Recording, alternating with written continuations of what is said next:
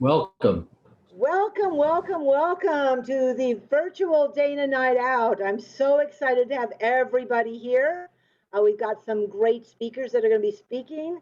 So I definitely want to welcome you all. I mean, this is new to us, right, Scott? That is the truth. Totally new to us because we've never done this before. So we may have some technical problems. If we do, please, I apologize. I know we have several people under attendees and several people that have told me that they are on YouTube. So we're going to have it on YouTube and we're going to have it here on Zoom. And next thing we're going to do is after the event is over, we're going to then post it to the Facebook page. So if you miss something or you want to hear something more, by all means, definitely do that. So again, welcome, welcome, welcome one and all. And our 2020 board also welcomes you to the first ever and hopefully only virtual Dana Night Out. Yeah, knock on wood. Knock on wood for that one. Yes, Scott. Now, I also want you guys to know that we really do need help. So if you are live in Dana States, obviously, we do need help because we do have some of our board members that are retiring. So we need some help on our board.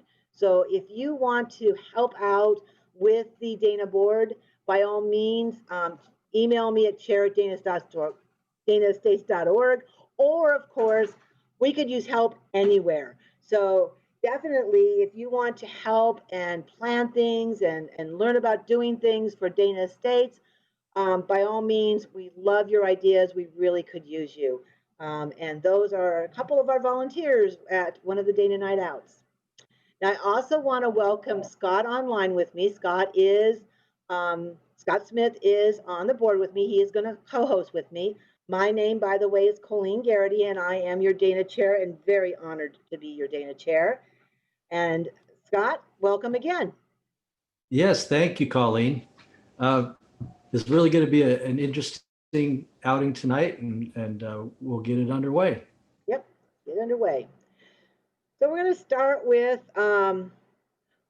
just some past Dana Nights Out and kind of enjoy it. I hope you see yourselves in this. Let's get started. A moment. It's not playing. I apologize. I told you technical problems do happen. And I want this to work because this is going to be wonderful when it does work. Let's get it started. There we go.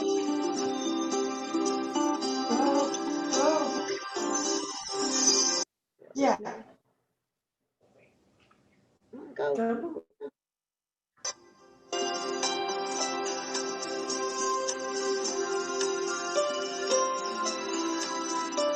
that bouncy house. We'll have that bouncy house next year.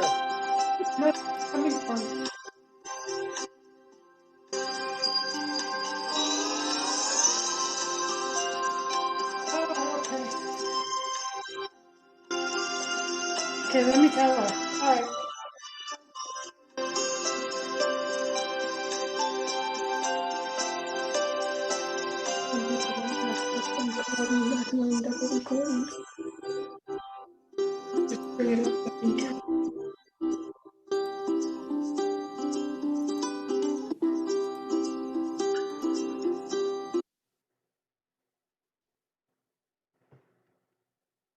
Oops.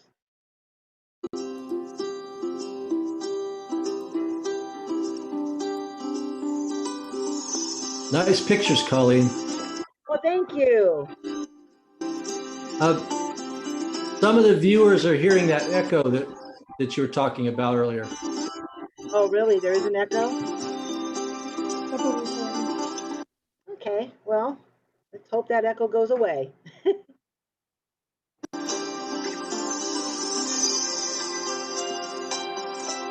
Again, we want to welcome you to the virtual Dana Night Out. You guys, turn that on.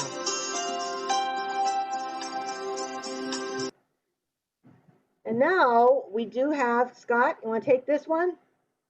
Yes, ma'am. So We like to profile members that have been at our live events over the years, and one of the participants that's been with us for many years is the Diablo A's Model A Car Club here in the Concord area, and they have 88 members currently with many cars, and so there's sedans, coupes, and pickups. And the Model A Club here, the Diablo A's, is part of the National Model A Ford Club of America, based out of Southern California. The Diablo Club here in our area meets at the Faith Fellowship Church. At least they hope to again once times are better. When things are better, then you're welcome to come out and enjoy the cars. They meet monthly at the Fellowship Church at Pleasant Hill. Some facts about the Model A's is they were manufactured from 1928 to 1931. They were an extremely popular car.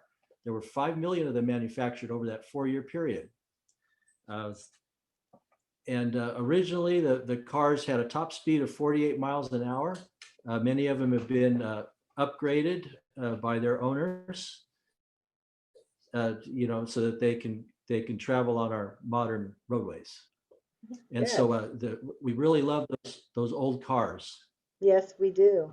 And of course, we've got neighbors that are part of the Model A Car Club, and I want to thank them very, very much for making this video for us, because they still wanted to be part of the Dana Night Out, even though it's virtual.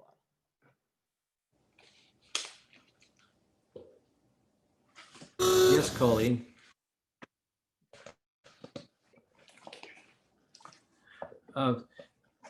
Okay, so this is something that we have for the kids. It's a crossword puzzle, and we're going to ask you to. Yes, it was in the Dana Estates flyer that came out earlier this month. You can also take a picture of it and send it in to us. Colleen, you have the website for that? Yes, it's right there. It's dana@danaestates.org. Send it in to us, and we will offer prizes for the crossword puzzles that come in. And it's kids only, so they must be the age 13 and under. So this is but something don't the worry, kids we can have do. a lot of things for the adults too. Yeah, we got tons of stuff for the adults. So definitely, so if you have more than one kid, make a copy of it, because you can copy it and have both kids filling it out. That's perfectly fine. Just have that into us by 7:30 at dena@danaestates.org, right? Yes, also for the adults, we have the scavenger hunt. Well, and kids too. Everyone is welcome to play the scavenger hunt. During the course of our presentation this evening, every once in a while, and I don't know which slides they're going to be, there will be a red rectangle with a keyword mixed into the slide. So keep track for these red squares, and then write down the words, and then at the end of the presentation or later on in the presentation, we're going to have people submit those words, and then we will be drawing prizes from the correct entries. Mm-hmm. Yep. So what you're Yes, going to be doing is the words together will make a sentence that you have to unscramble. right. So we'll ask you at a certain point to send your sentence to dana@danaestates.org again, with your sentence. And guess what the prize is? Did you know what the prize was, Scott? Yeah, you told me, but I forgot. It is a barbecue. So I know kids are going to enter it, but they can still win the barbecue. So Ace Hardware was kind enough to give us a barbecue to get, and it's going to be a nice one. And at the end, when Vincent, who is also online here, but not talking yet, will we'll be at the end with the giveaways and the scavenger hunt prize and of course the puzzles. But yeah, I'm so excited about this because it's a great prize. So definitely watch for those red squares and see what you win. And there might be something else attached to that barbecue. So we'll come wait and see. Is it a ribeye? Nope, no ribeye. But something, you'll see. And it's going to be thanks to Dana. It's thanks to Dana, Dana Plaza Management. So you'll see. You'll see. Okay.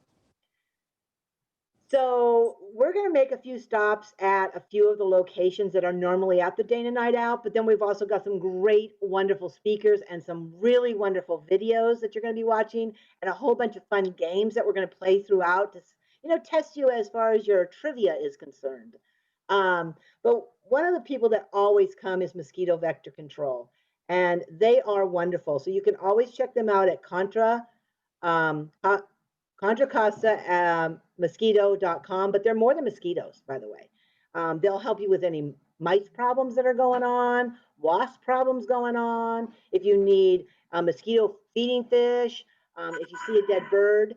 But you're going to learn more about that because if you come to our Dana Estates neighborhood meeting, which is going to be on the 4th, is it, of October, Scott? October 5th. October 5th, you're right. October 5th, Mosquito Vector will be there to speak in a long presentation. Yes, Also, we'll have a first meeting starting at 7 p.m. Is that right? I don't know how we That is can correct. fix it. No, it's 7 p.m. Starts at 7. Okay, thanks. Bye. Yep, you're welcome. And then ARF has been since day one. So that's Lydia, by the way. She's also on the board. She's our vice chair right there. But ARF is also going to be, ARF has been with us since day one. So since the very first Dana Night Out, which was years ago, by the way, ARF has been there. In fact, the very first Dana Night Out we had ARF, the water company, and hot dogs from Dana Foods. Everybody remember Dana Foods? Yep. Okay. So we had all those wonderful things going on. So ARF, you can reach them at 925-256-1273. And ARF did want us to share something with you, so I'm real excited about this. So you can definitely check them out. You can donate to them or you can adopt from them. They have some wonderful animals. And we know we are an animal neighborhood. We care about our animals in this neighborhood, which is probably one of the main things I love about our neighborhood is our animal love, how much we love and care about the animals in our neighborhood. But how are you going to adopt an animal when we're this virtual thing going on? Well, ARF wanted to share how you can go about doing that. So they decided to say, hey, you know what? We'll share something with you and you can tell them. So here's an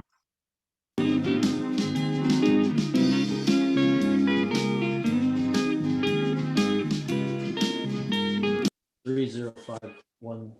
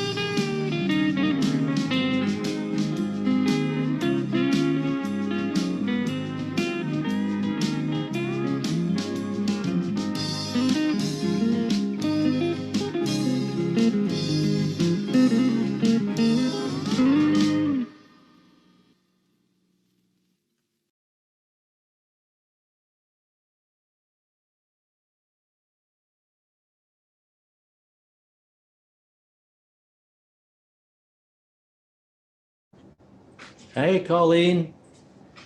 So, you with me, dear?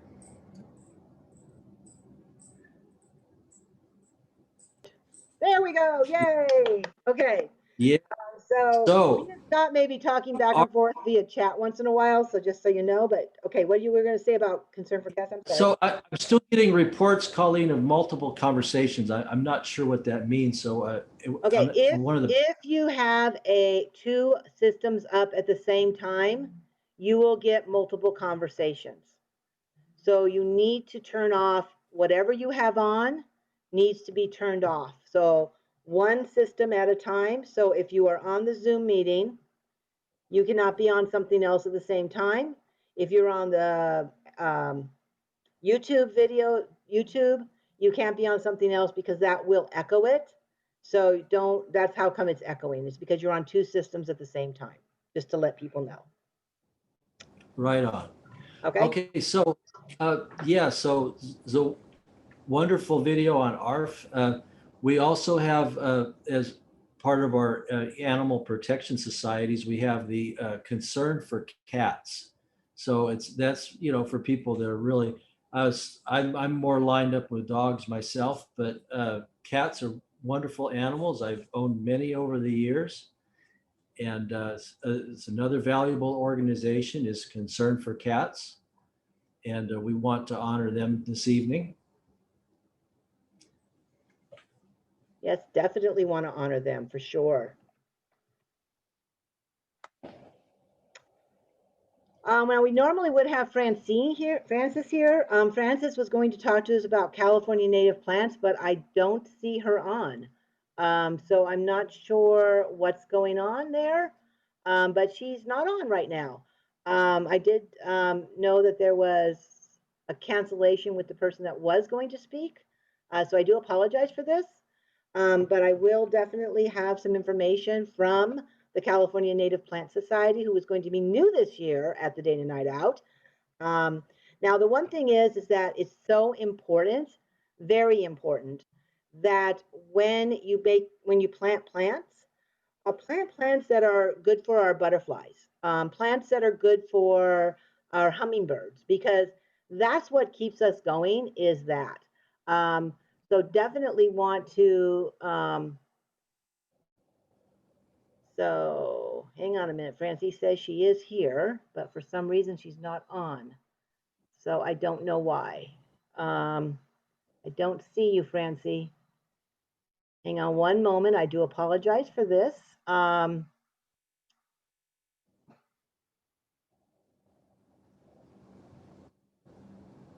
she's here somewhere. So let me see if I can find her in here. Bear with me. Let me see if I can find her. Panelist, mute. Hang on a minute. Oh, there she is. So I'm going to allow her to talk. All right, so I've unmuted you, Francie. So if you want to go ahead and talk, go for it. Okay, great. Can you guys hear me? Yes, I can hear you. We can hear you. Okay, great. Let's see. Yes. Okay. Just fine. Let's see. Now, are you guys gonna run through the presentation, or can I share my screen? Unfortunately, because of the way you signed in, you're unable to share your screen. Okay. Let me see if I can get you over here. Hang on a moment. Okay. Sorry, guys. I'm going to promote you to panelist and see what happens. Bear with me. Okay, so ask you to unmute. Sorry See, I about told you that. there would be technical problems, and we're getting those technical problems right now. Okay. The one thing is that Francie, and you guys are going to be able to hear this too. When I send over to share the screen, where you're going to share the screen, just to let you know, where it says participants at the very top, do you see that now?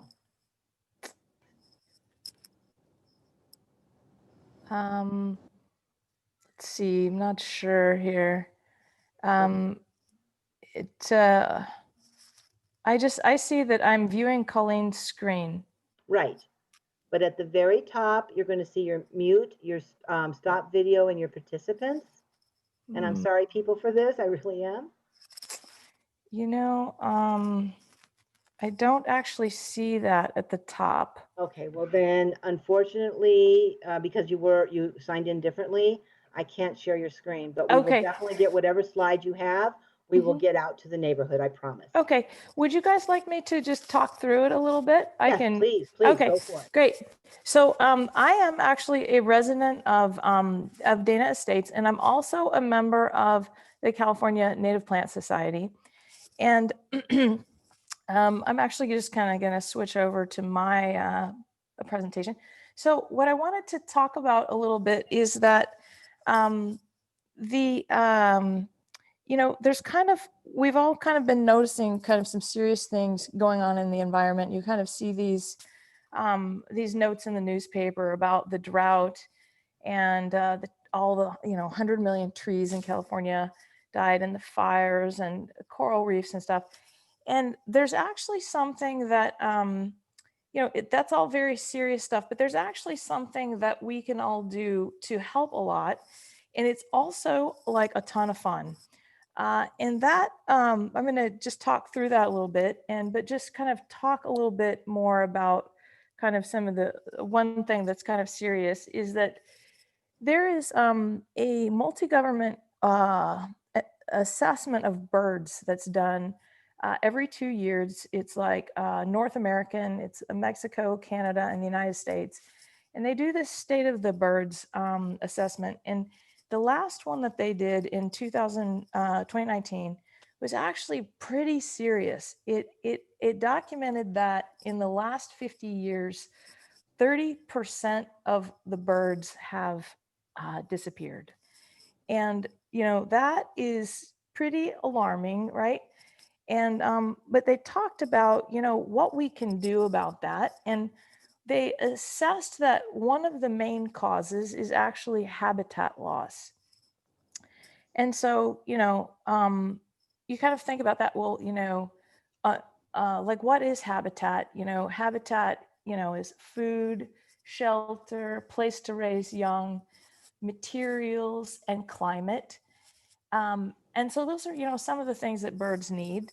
And I also was kind of reading one time that this one professor at the University of Delaware was saying that, that actually the scale of the habitat loss is pretty big because there's so much cities and suburbs and agriculture that take up so much space in the States, such that basically like 95% of the land is taken for those uses.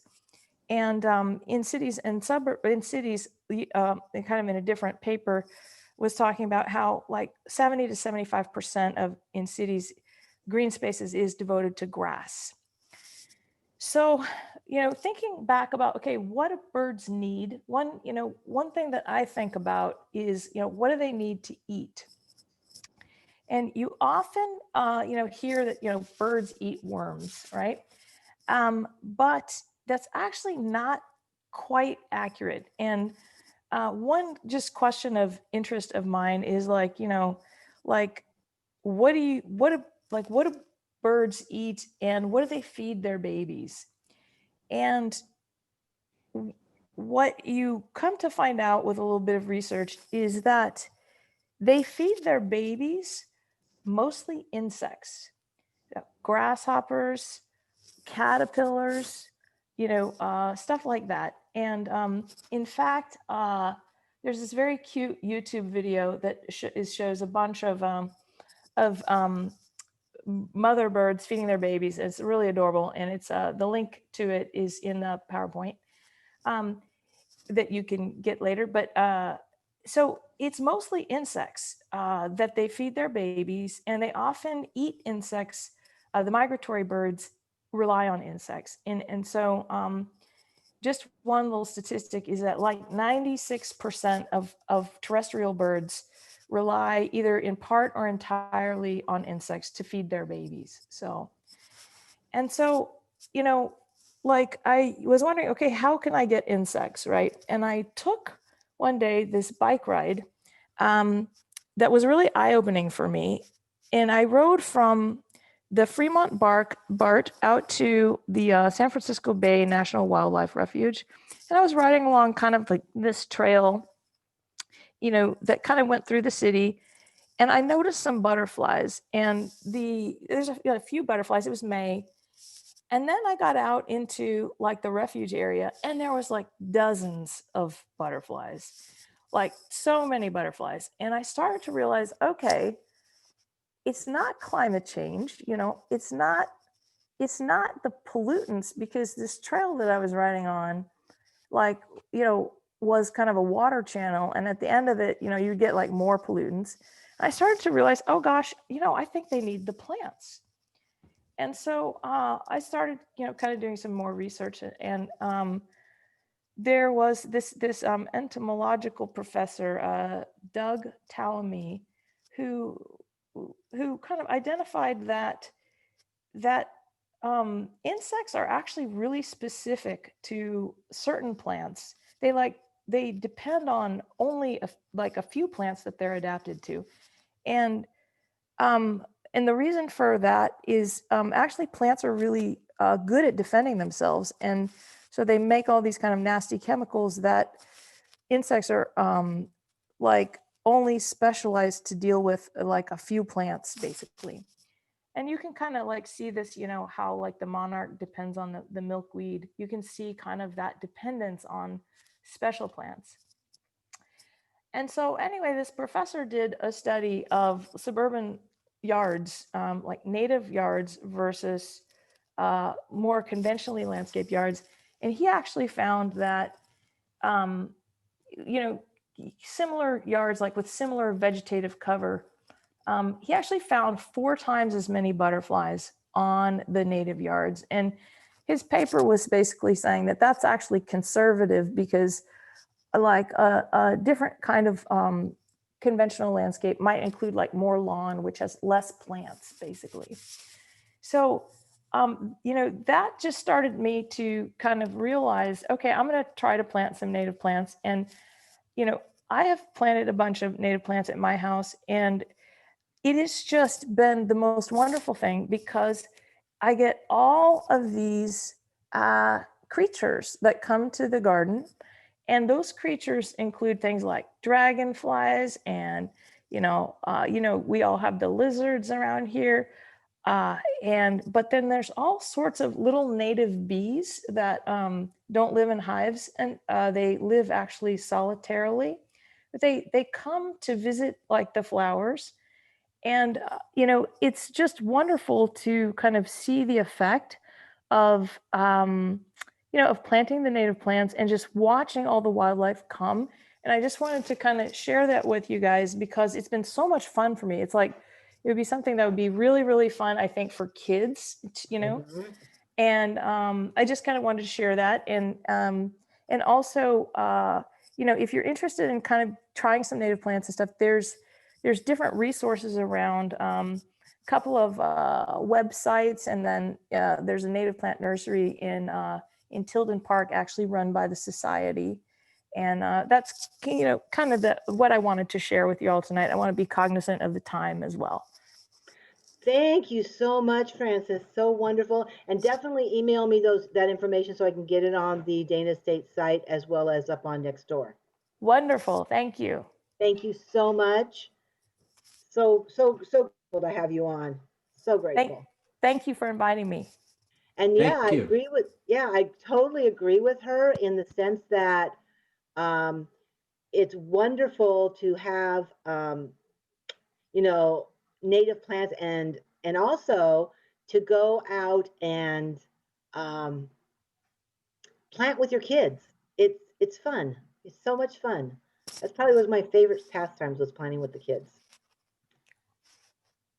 So let's move on, and we'll make a couple more stops here for sure. Next stop that we're going to make is Scott. Where are we stopping at? Us, we're the Visit Concord, as they've been around for a couple of years now, and they're one of our newer participants in the night out, and we're really pleased to have them on board. And they're a valuable asset to promoting the Concord economy and tourism, and things will be looking up for us next year. I know they will. So this is a good website. It gives you opportunities of things to do in the Concord area. Even now with the restrictions we have, there's still a lot that people can participate in Mhm. and do. So Right. that's it. Visit Concord, California, ca.com. We also have, we want to honor this evening is the Greater Concord Chamber of Commerce. They work very closely with Visit Concord, and again, it's to promote our city as a place to do fair and good business. Mhm. And And speaking of local businesses, Dana Plaza really needs our business, people. yes, thank you, Colleen. And also we have, these organizations work so well to improve the quality of life in our city. And another one of our regular participants is the Concord Historical Society. And if you've ever had any interest in like why our city is the way it is, and some of the older buildings and the way that it's laid out, and some of the things that have made Concord the way that it is, a good resource is the Historical Society. Most definitely. Yeah, back to you, Colleen. Back to me. One of the new ones that was going to join us was Balance Financial Fitness Program. Balance is a nonprofit service organization that helps people with finances. They don't ask you for money. You don't have to pay them nothing. You just can get counseling for free from them. So if you happen to be having trouble paying for your house, maybe you lost your job or you've been furloughed or something, you want to give them a call. But they didn't want to make it such a boring, or not boring, but such a sad thing about, oh, we're here to help you if you're in financial need. They wanted to share with us a wonderful video to teach us how to have fun with our kids and save money at the same time. Whoops. See what happens. Let me just play this. There we go. Hi there, it's Bridget. Today, we're going to be talking about how you can save money by making things yourself. I like to call it the do-it-yourself dollars. Disinfectant wipes can be hard to find and can be very expensive in the long run. Today, we're going to learn how to make them ourselves. To get started, you will need a paper towel roll, 1 cup isopropyl alcohol 70% or more, 2 cups distilled water, a serrated knife, 2 tablespoons of your favorite dish soap, and as an optional extra, 1 or 2 drops of your favorite essential oil. You're going to cut the paper towel roll in half. Get ready to use your muscles. Now it's time to clean up the giant mess you just made. Find an empty jar or container of your choice and place your paper towel roll inside it. Next, combine the alcohol, water, and soap, and a splash of an essential oil if you'd like. Pour into a jar or container and let sit for at least 2 minutes. Take out the cardboard piece and pull a wipe from the middle of the roll. Voila! You're done. Now it's time to decorate and make it your own. If you do it yourself, you can save over 57%. Thanks for watching. We'll see you next time. That was cute. I'm going to try that. You know that, Scott? Yeah, and I think those towels probably break down a little easier than some of the wipes too. Yeah, probably I'm much just better for thinking. the environment. Yeah, more than likely.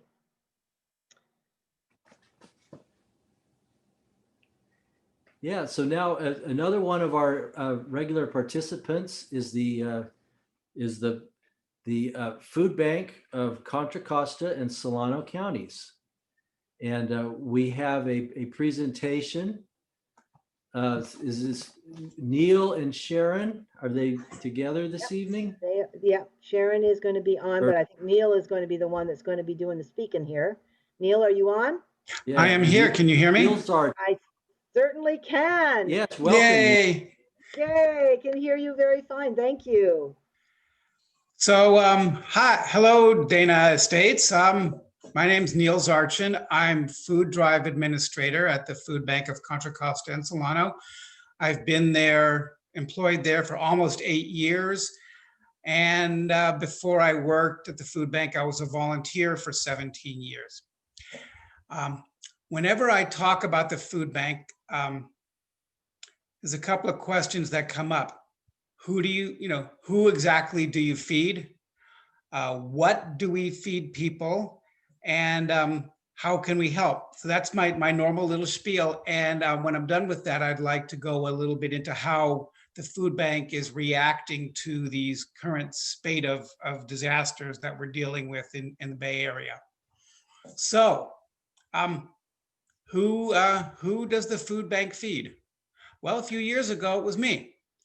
I never thought I would be the kind of person who would need help for food. I was a letter carrier for 30 some odd years. Good, steady job, not getting rich, but as a single parent, 2 kids at home, we had a roof over our head and there was a steady income. I never worried about it. And then one week there was an issue with my paycheck. It didn't get deposited correctly. And there it was. We lived paycheck to paycheck. We didn't worry about it because it was steady, but all of a sudden there's 2 weeks and no income.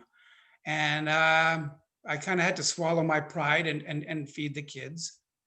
And that was when I realized who the food bank actually feeds. Now, there's a lot of people who do depend on us week to week, but there's a lot of people who just need help at a difficult time in their lives. And that was me.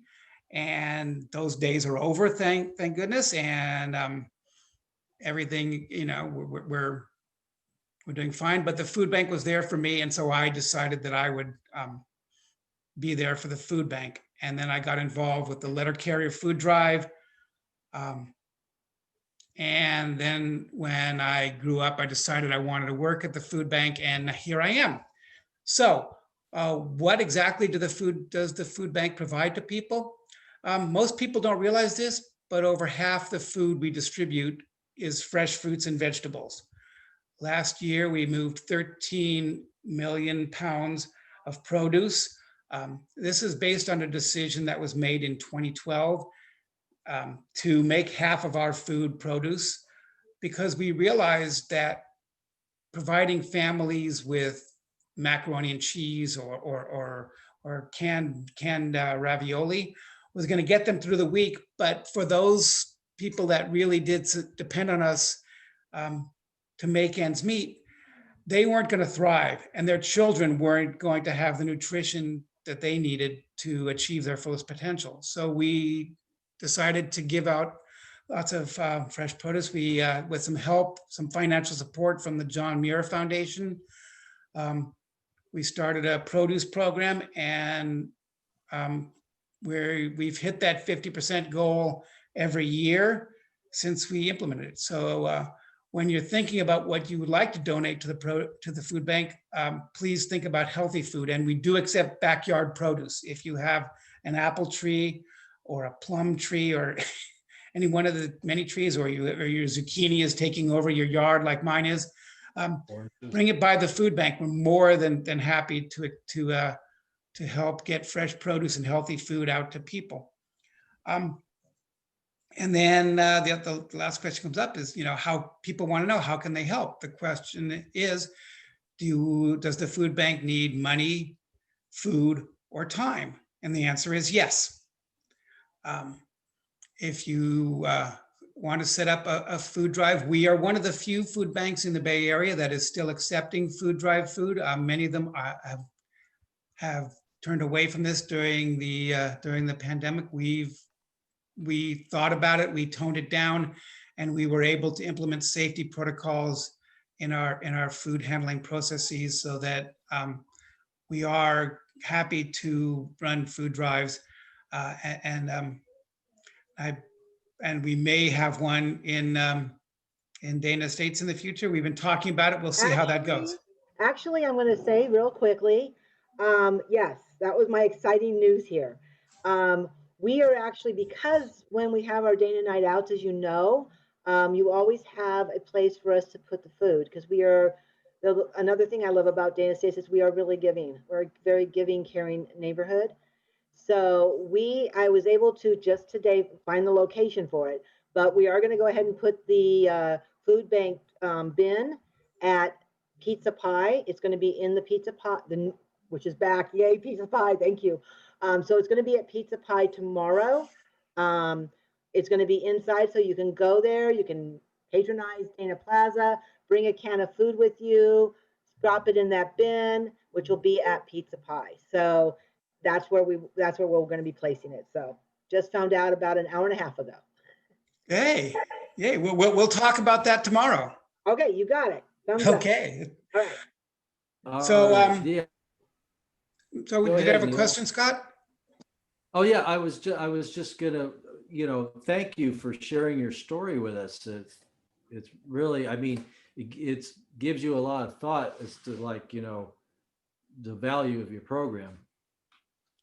Yes, Well, definitely. there's a lot of people who got where we are with a little help from our friends. And certainly in these days, there's thousands and thousands of people looking at much worse circumstances than I was looking at one delayed paycheck. Since the pandemic started, we, in what I call the before days, we were serving 178,000 people per month in Contra Costa and Solano County. That's a lot of people. But since April, that number has shot up to 270,000. We're feeding over 250,000 people a month in these two counties.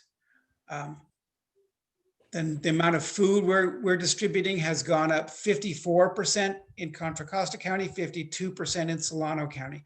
The need is phenomenal.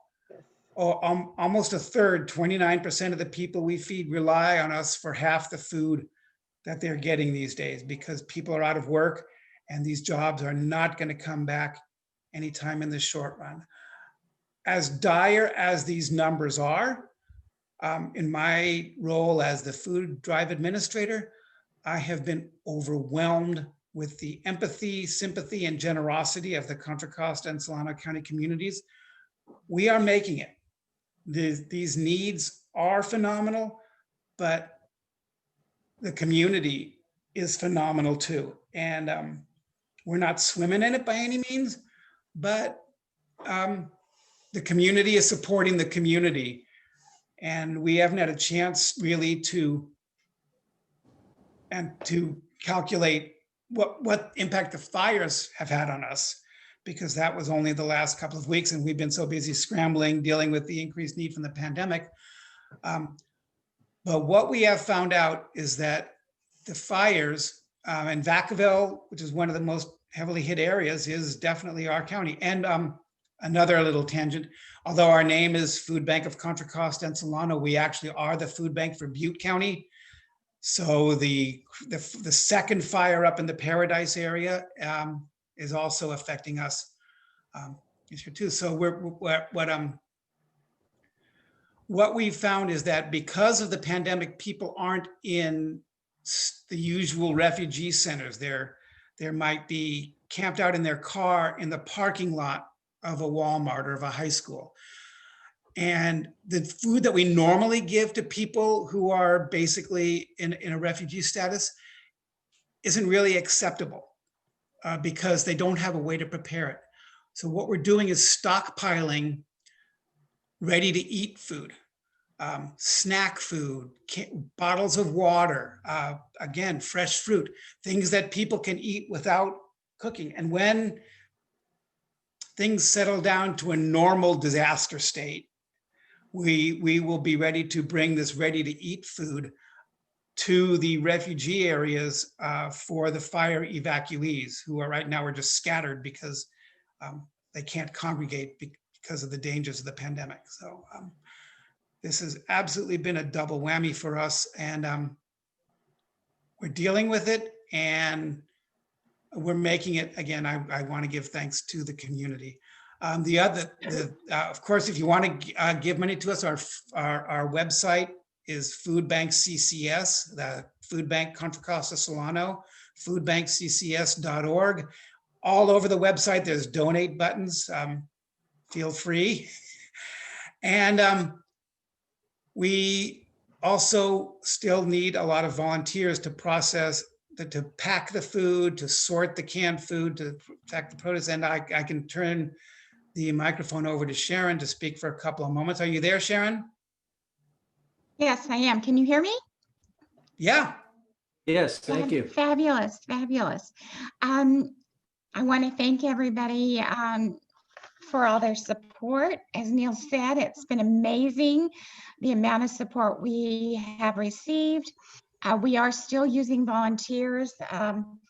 I know that it's hard to volunteer in some areas, but it is not hard to volunteer with the food bank. We are using volunteers at our distributions. We're using them in our warehouses, both in Concord and Fairfield.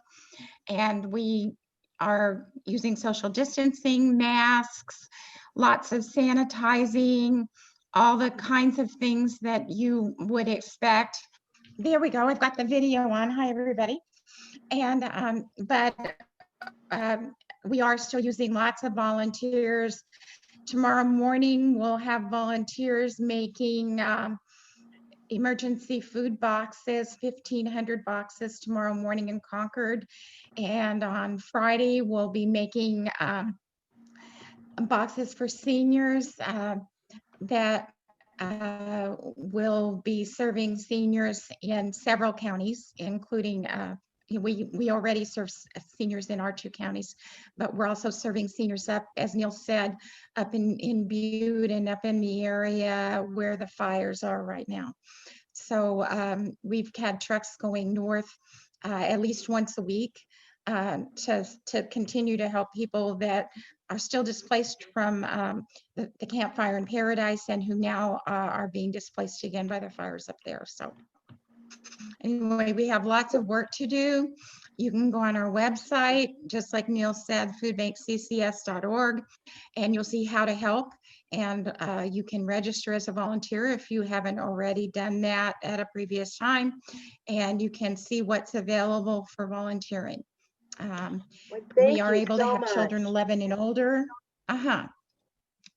You guys are So great. thank you. And please definitely think about giving to them. And the food bin will probably be at Pizza Pie on Friday because I have to make all the arrangements with Neil. So, but definitely get yourself together to please give food because they need it. And volunteer, like Sharon said. Definitely want to volunteer. Thank you, Neil. Thank you, Sharon. Thank you, Neil, very much. It's nice to see you now. There you are. Hey, hi, Neil. Hi. I really do exist. You really do exist. And I thank you. So we're Thank you, Colleen. Thank you, Dana Estates. Thank you so much. Okay, so next we're going to move on to our cake Thanks, walk. everybody. As we know, the cake walk is probably one of the most popular things we have. Definitely one of, whoops, sorry about that. It's one of the Yes, most who popular doesn't like things we have. cake? Go ahead, Scott, sorry. Right, Colleen? Yes, and I No, actually have some, people like they prepare themselves for it, and you know they're raring to go, and then they just love to do this cakewalk. yes, they do. In fact, And 2 of our neighbors were kind enough to share videos with us of them dancing, because when you go to the Dana Night Out, you definitely You're not dance. recording. There we go.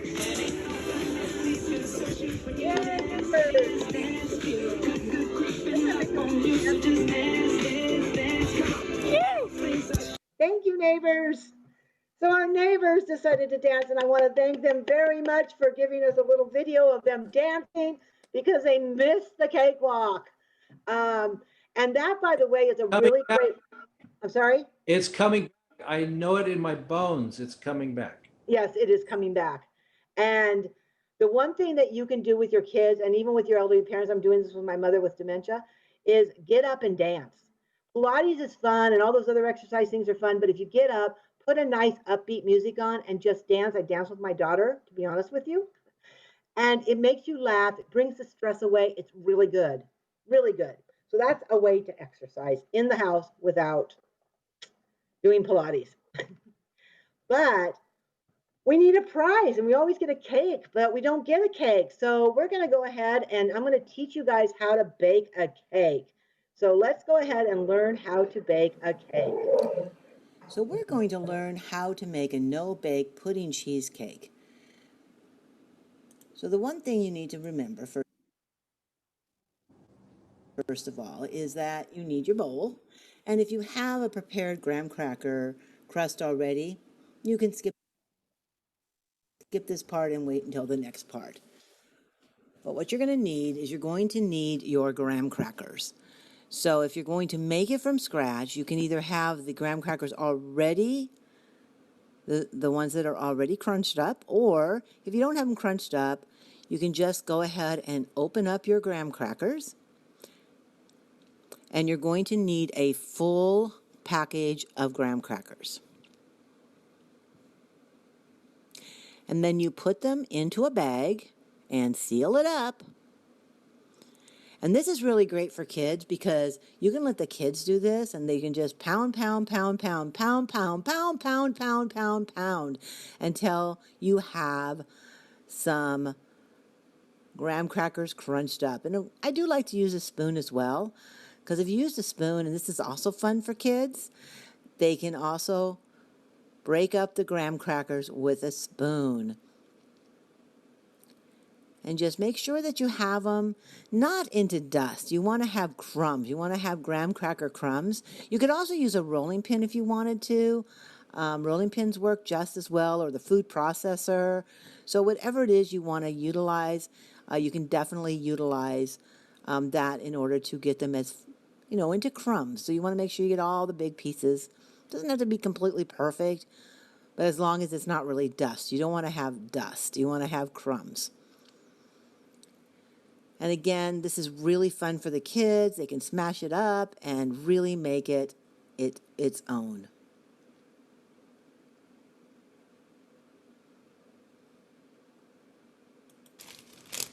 Pour it into your bowl.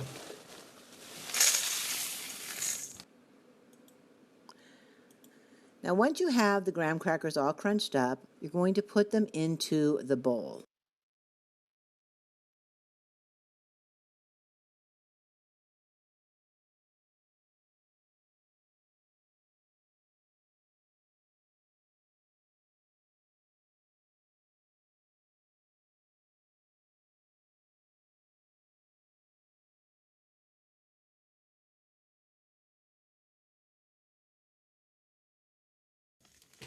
If you do see a couple big pieces, you can always crack those up, but make sure you have those clean hands.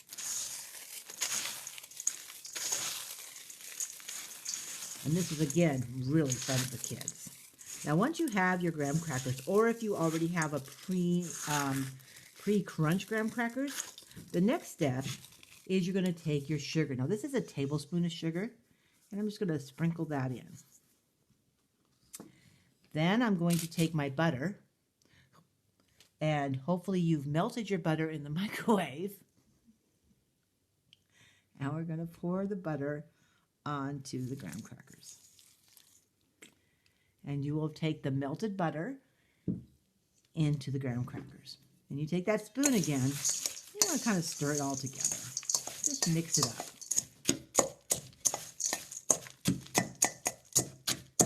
Make sure they all get wet and mixed. And this is really fun for kids too.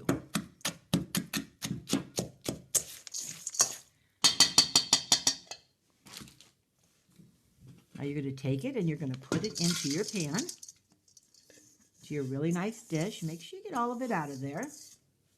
And then you're going to take your spoon and you're going to smash it in to make it really tight.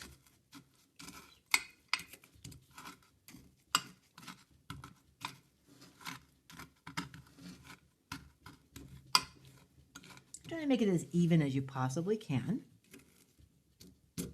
And again, you can also use your fingers to press it down. It's good to have some butter on your fingers though when you're doing this portion of it so it doesn't stick so much. Then you're going to put this in the freezer for about 30 minutes. And that's it. You've got your crust.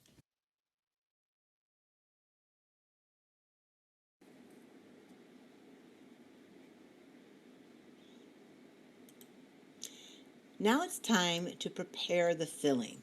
So you want to have your cream cheese. You need 8 ounces of cream cheese. You can have it in the package, or of course, you can use the tub, whichever way you want to go.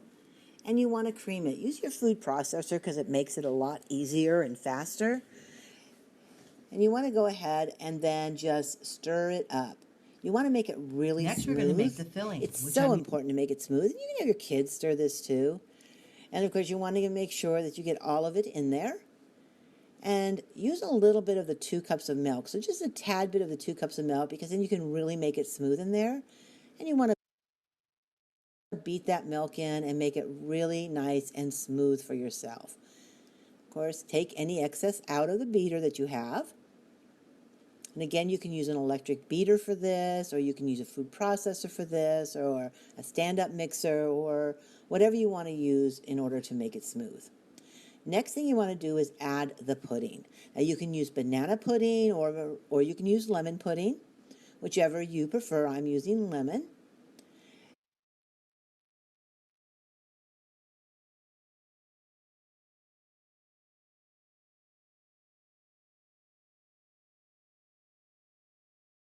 And then you just want to pour it in. And then mix it again. Smell of lemon. I love the smell of lemon. So you mix it in together, and then you take the balance of your 2 cups of milk and you pour that in. Then you want to mix it until it's smooth and all together. And again, anybody can do this. It's so much fun, and people are going to think that you worked for hours on this. Trust me, and you didn't. So just make sure you got all of it in there, and just go ahead and mix it up until it's nice and incorporated. Just mix, mix, mix, mix, mix. So much fun to mix until it's nice and smooth and incorporated together. Now the next thing that you're going to want to do is, once you've mixed it up, get your graham cracker crust that was in the freezer, and you're going to just pour it over the top. You want to try to make it as even as possible, and of course scrape out any excess into the pan.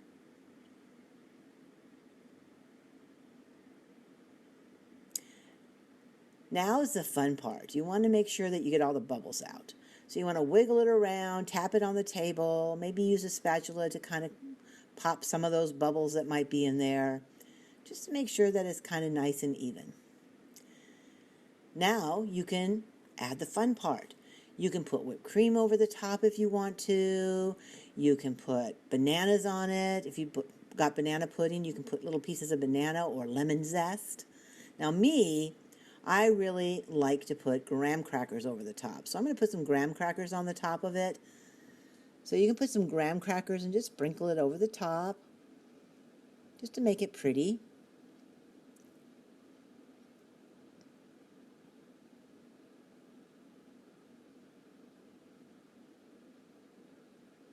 And then you're going to take it and you're going to put it in the refrigerator for 2 hours minimum.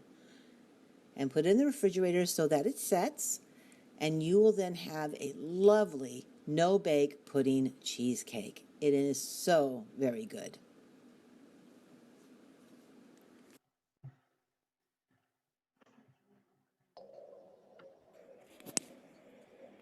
I really hope you guys do enjoy it. And this is the one my daughter made, which I think is so much prettier. But definitely enjoy Hey, it. Colleen, Yes, fine. good. I'm hungry now. You're hungry now, yeah. Make that cheesecake. And one of the things that I'm thinking of doing for Dana Estates during the holidays, just so you guys know, we're going to have our lighting contest, but I'm thinking of if neighbors could maybe email me their a fun cookie recipe that kids can do too, and then we can kind of post that with our newsletter or on our website, so we can have like a neighborhood cookie baking contest or cookie baking thing where everybody can learn how to make the delicious cookies and have fun with their kids, because doing stuff with kids is always fun.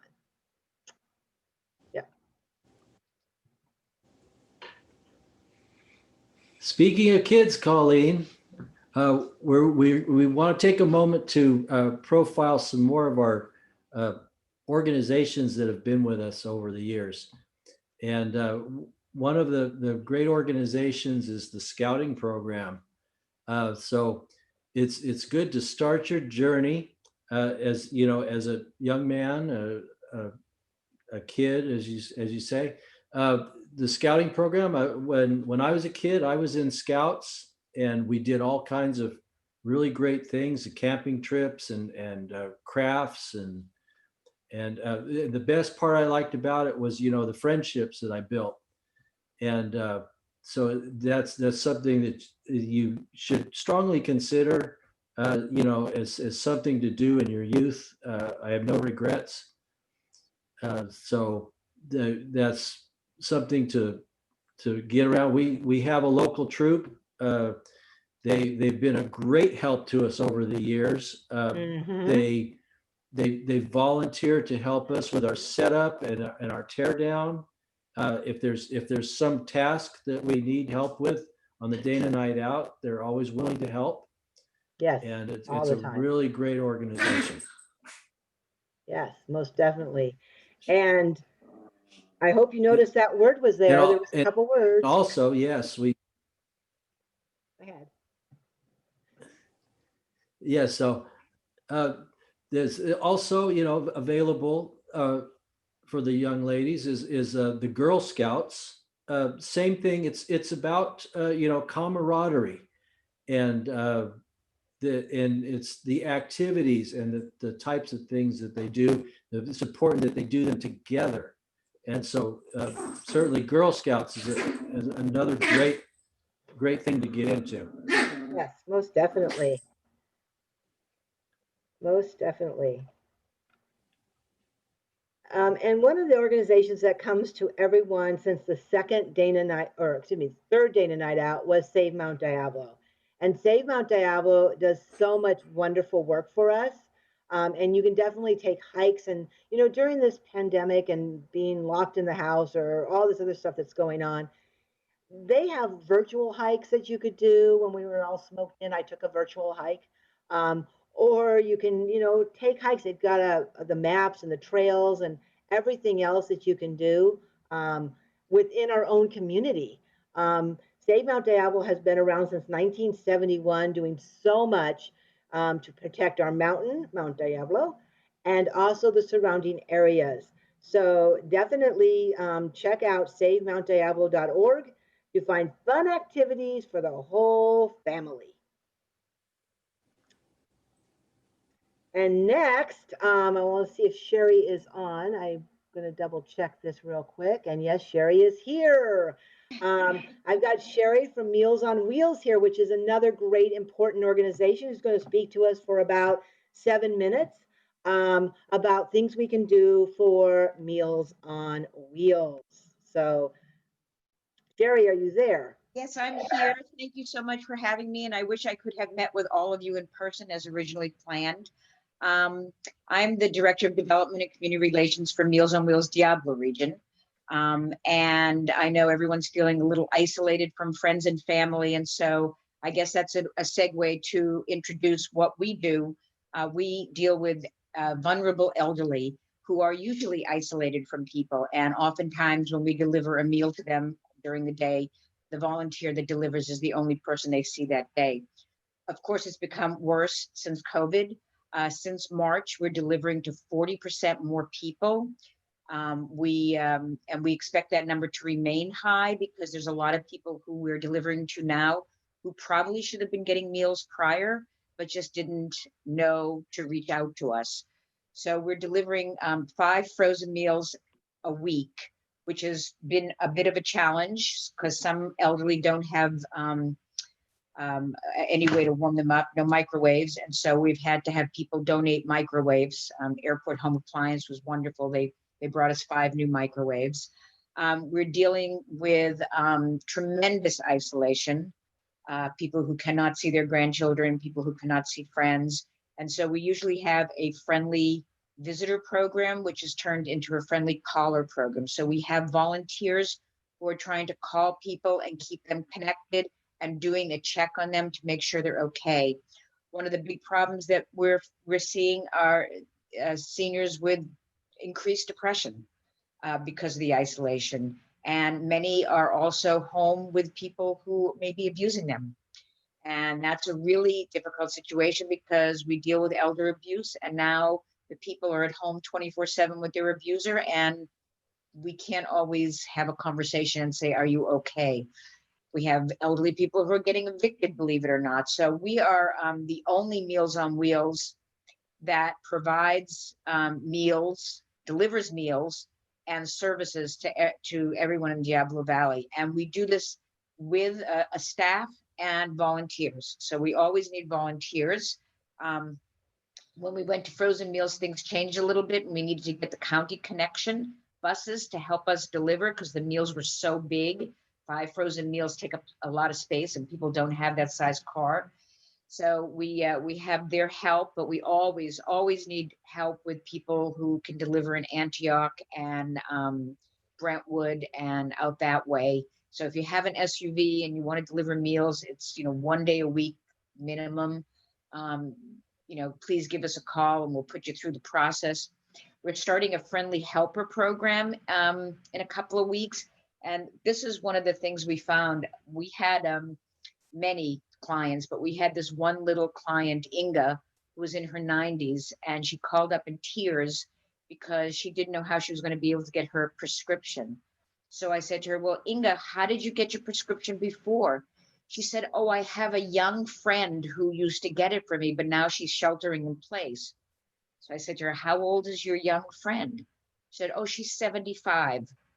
So we see these very old elderly people depending on other elderly people. And so in that situation, our staff, a lot of our staff has turned from part-time to full-time. We have a staff person who is going and picking up Inga's prescriptions for her. So this friendly helper program will have people pick up prescriptions. They can do it on the weekend, pick up things in the supermarket, maybe get them a pair of socks if they need it at Target. The client pays, but the helper is the person who does the footwork for them. And we have so many people in our county that really need that kind of help, and especially now. And then we also have begun a breakfast bag program for people who aren't getting meals on the weekend. We originally gave 7 frozen meals. The county has cut us down to 5. So now we're raising money for these different programs so that we can provide breakfast bags. And we're doing it in Concord and Brentwood. And we're trying to get a grant in Martinez. We want to try to make it throughout the county because, bad nutrition is one of the leading causes of illness. And, having 1 meal a day is great. But if you don't have a meal on the weekend and you go hungry, it's food insecurity. And these people are really in vulnerable situations. So Meals on Wheels Diablo Region, I must say, is the only Meals on Wheels in the county that provides meals, that delivers meals and services. People get confused with another Meals on Wheels. They are the county organization that raises money as an arm of the county. We are an independent nonprofit. We are the boots on the ground. We are the people that deal directly with the clients. I'm very fortunate to have started to work there in October because I'm originally from Boston, and I know my mom had it and it kept her at home a long time. And that's what we want. We want people to stay at home safely and fed and with dignity. And also it's less expensive rather than going into expensive nursing home care. And especially with COVID, that's sort of not the best place to be these days for spread. So that's a little bit about what we do. If you would like more information, if you want to volunteer, if you want to donate, we were trying to have people bring in fans during the heat so we can give some of our seniors fans. Now we're looking for air purifiers. People were bringing in toilet paper, cat food, dog food. These people have tremendous needs. And with COVID, it's just gotten much more pronounced. So we're in Walnut Creek on Civic Drive. If you have a extra package of toilet paper you want to drop off, we have a senior citizen. We know where to take our toilet paper now, definitely. We'll take the toilet paper, Oh, we'll take Sherry. the new air purifiers, we'll take the fans, we'll take microwaves. we have, they have these needs and we try to meet all their needs, their emotional needs, their social needs, and especially their nutritional needs. That's great that you're expanding these services, Sherry. Thank Yes. you. And I will tell you, You know, Sherry, that it's I very. see it. Go ahead, Scott, I'm sorry. Yeah, I see it firsthand on my street, the deliveries that they make.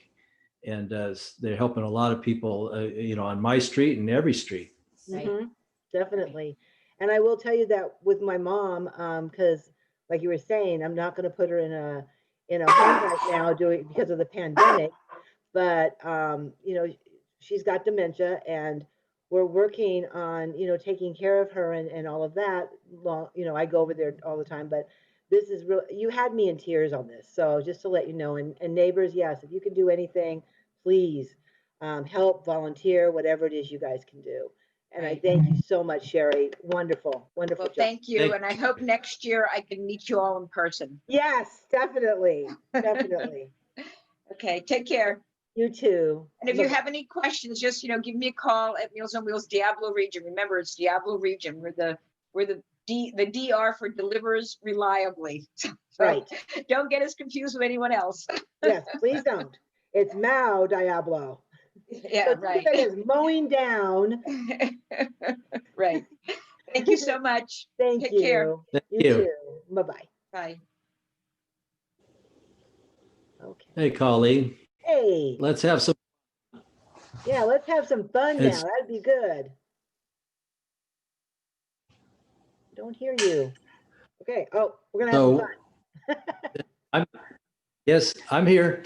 Okay. So we have some questions. If anybody's ever wondered in the back of their mind, what Dana Estates, what they're about, just this, we have some trivia questions that we've come up with to just to kind of get to know your neighborhood a little better and the history of the neighborhood. So Yeah, you can put your answers if you're on Zoom in the little question box. Just put some answers down in there, and we can kind of share and see where we are going with this, and see how good we are and how much we know about our neighborhood. yeah, so here our first question put out there to our neighbors is, when was the first Dana night out? And Okay. so of course, we know the answer. Got a couple in the And chat box. Okay, let's see what we got. 1997, 1999. Yeah, Sean, 1999. Okay, Michelle, 1997. We got a few answers coming in here. Basically 90s, 97, 98. Okay. All right. Well, let's see what the answer is.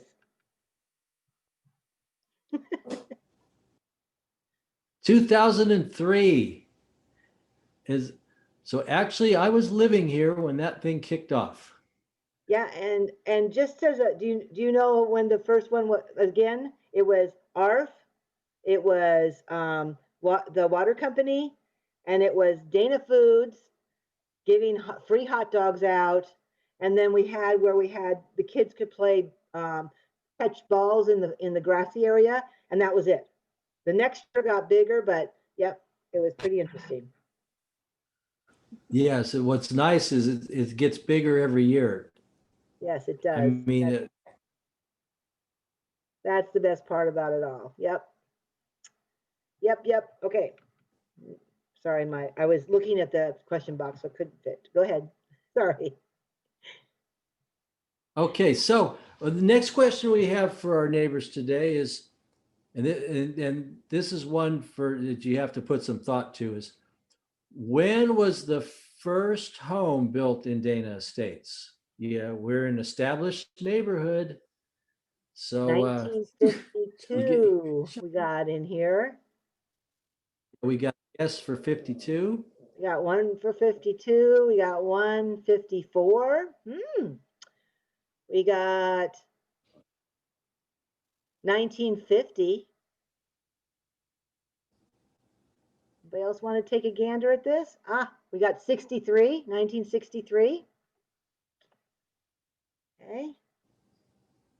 And the way cool thing about it is is we Oh, still was have it a handful 2002? We got original 2002. residents. We have a handful of what? We have a handful of original residents, Colleen. They're still with us. Mhm. You know, people that have actually bought their homes new here in Yes, Dana we do. Estates, original Yes, owners, people. Yes, we do. What was the year? So So 1953 was when Dana Estates broke ground and built the first home. you guys are doing good. That 1952 and 1954, you guys were really close. Very good. So we have a glitch in the screen, Colleen. Oh, let me move. I'm sorry. It's probably because I have something in here. There you go. Can you see better now? Yes, much better. Thank you. Okay, so putting it out there, people, and just kind of like look around you and think on this is like, how many houses do we have in Dana Estates? We got We 1,100. got some really good.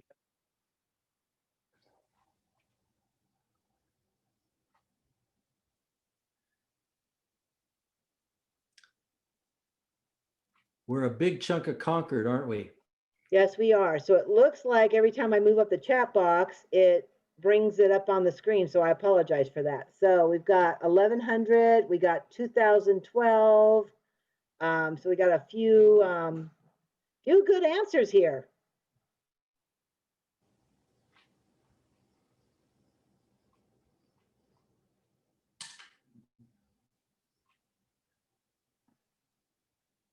And our answer is 1,174 units. Sean was close. Yep. That's pretty good, huh? And the thing that's really good is if you figure that there's at least an average of 3 people in each household, we've got over 3,400 residents living here. That's, yeah, I could certainly see that math. Yep. And those homes were built from 1953 up until like, kind of finished them out there, several decades later. Yep, 1978, I believe it was, or 79 maybe. So now, talking about Dana Plaza, our retail support for the neighborhood. Yes. When was Dana Plaza built? I better get that one right. Okay. 1989. Good thought. 1982. What I'm Yeah, so seeing. Dana Plaza was actually, it was built up in stages over the years, but the original structure, and Colleen would know a lot about this, about the Diablo Foods was there and some other businesses. Yep. The Diablo Foods is now Fitness 19. Yes. Well, because a lot of people wouldn't realize that was once a neighborhood supermarket. Yes, it was, and it was a great one too, and absolutely wonderful. It really was. Fitness 19. Yeah. And It was still here when we moved in. Yep, and 1960. So our answer today is 1965. And did you know, Scott, did you know, and I got this from the property manager too, but I really didn't know this, but did you know that where Dana Foods used to be, or Fitness 19 is now, and that whole row where you see VK Nails and Cinco de Mayo and all of those great places that we need to go visit, that wonderful section there, it's not attached. So that row is not attached to where Fitness 19 is. There's actually, it's a separate building altogether. Yes, yeah, you can't tell it from the outside though. No, you can't. Can't tell.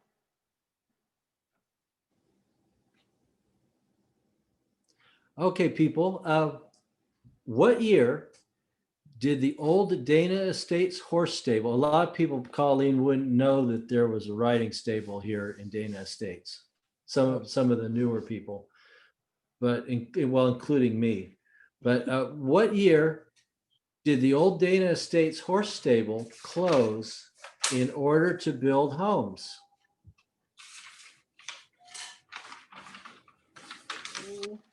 1975, we get 1951, 2012. Yep. I actually will tell you that I actually rode horses, Gabe and Cheyenne, well, Cheyenne and then Gabe, at the old horse stable. I rode them. In fact, I fell off of Cheyenne when I rode Cheyenne. I got scared because she was like bucking, and I jumped off of her and grabbed the fence and tore my arm up. But I was fine, obviously. I'm here. But yeah, I actually rode horses there at that old stable, and I really kind of was sad when suddenly the trees were being marked with white on the ones that were going to come out, and then the ones that, of course, were going to stay. But yeah, I definitely remember it. Okay, so the real year is 1976. Yes, and go ahead. yeah, so yeah, actually, my home is on the stable, and as I was doing landscaping when I moved here in 2000, I came across some of the artifacts from the stable, horseshoes and nails, and there was part of a trough. There was some stones from a trough, and so it was, and actually I had no clue as to what I was digging up, and then Colleen enlightened me about the lay of the land here. So, but it was in '76 is when they pulled out to build some of the last and most recent houses in the neighborhood. Mm-hmm. Yep. And it's wonderful. You guys did really great. I hope you that were on YouTube, and I know you guys, there's a lot of you guys out there. I hope you guys did really good on these. There was good guesses. Yeah, great guesses. Great. Next, we're going to bring in the Concord Vet Center. Now, I do want to tell you that they are wonderful and they were very popular last year. So if you are a veteran, I thank you guys all extremely much. If you are someone who knows a veteran, Cynthia here, Dr. Cynthia Dodge is online now, and she is going to give us some insight for about 7 minutes about things that's going on with this. Cynthia, Hi, Colleen. Hi, Can you hear me? Yes, I can. I'm a little new to the Zoom. We actually use different platforms here at the Concord Vet Center. So was trying to figure out how to start my video. I'm not sure if I can do it. No, you can't. Well, actually, you can, but then I don't know if we can bring it back. So. Okay. Well, first of all, thank you very much for inviting us. I know that Maurice Delmer is our outreach specialist, and I'm sure he was there with you all in the Mobile Vet Center last year. He's a great guy. He's very knowledgeable, and he's sorry he couldn't make it tonight, but I thought I could at least say hello. Yeah, thank you. So I'm relatively new to the Vet Center, but not the VA.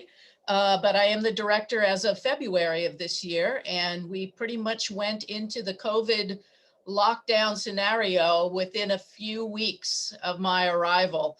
So we've been doing business much differently. As you probably know, that part of what makes the Vet Center so special is being able to open up our doors and be a really welcoming space for a community of veterans to come and participate in both groups and get a cup of coffee and learn about resources for veterans in the area.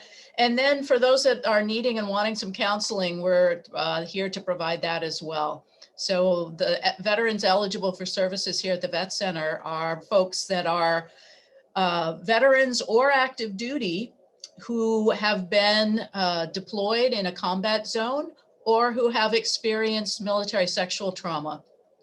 And so we deal with trauma for veterans, mostly individual care, but in a lot of group settings, including some groups like Guitar Group and yoga and other activity groups beyond more traditional therapy and support groups. some of the reasons folks come over is also just to get information about benefits and possible jobs. And we have many partners that we work with to help veterans in all of those areas. So I'm just wondering if anybody has any questions or wondering anything about the Vet Center. As I said, we do have our doors open, so a person could come in, especially if they were in significant distress and really needed to see us face to face, which means with masks and social distancing. But we're primarily doing everything over video and telephone platforms at this point, including groups like this one, which never feels quite the same, but we're all doing our best to build our community and stay connected. And I really appreciate what you all are trying to do as well for your neighborhood. It's really lovely. Yes, and I do want to let you know that Maurice will be at our neighborhood meeting as well on the 5th of October. So Oh, wonderful. let you know. Yeah, y'all are really just down the road from us, right, on Willow Pass? Yes, definitely. We're right here. Yeah, that's so great. Thank you, Colleen. Oh, Cynthia, I so thank you so much for coming. And again, what you do for the vets of our community is just really wonderful. I just so Yeah, welcome that. thank you. Yeah, you are so welcome. And please let everybody know, that especially at this point, we have all generations of veterans serving, right? We still have lots of Vietnam era veterans, but so many younger folks coming in, and many more women as well. So it's really quite a diverse client group. I myself am from the Gulf War era. I was a psychologist in the Air Force, and most of the staff on board here are veterans as well. So it's really quite a great community for us. Thanks again for having me. Thank you so much. Thank you very I much. so appreciate Take good care. you. Thank you. Yeah, so yeah, vets are so important, so important. So if you guys need anything, you give that the phone number, and definitely join us and have your vet family join us for our meeting on October the 5th.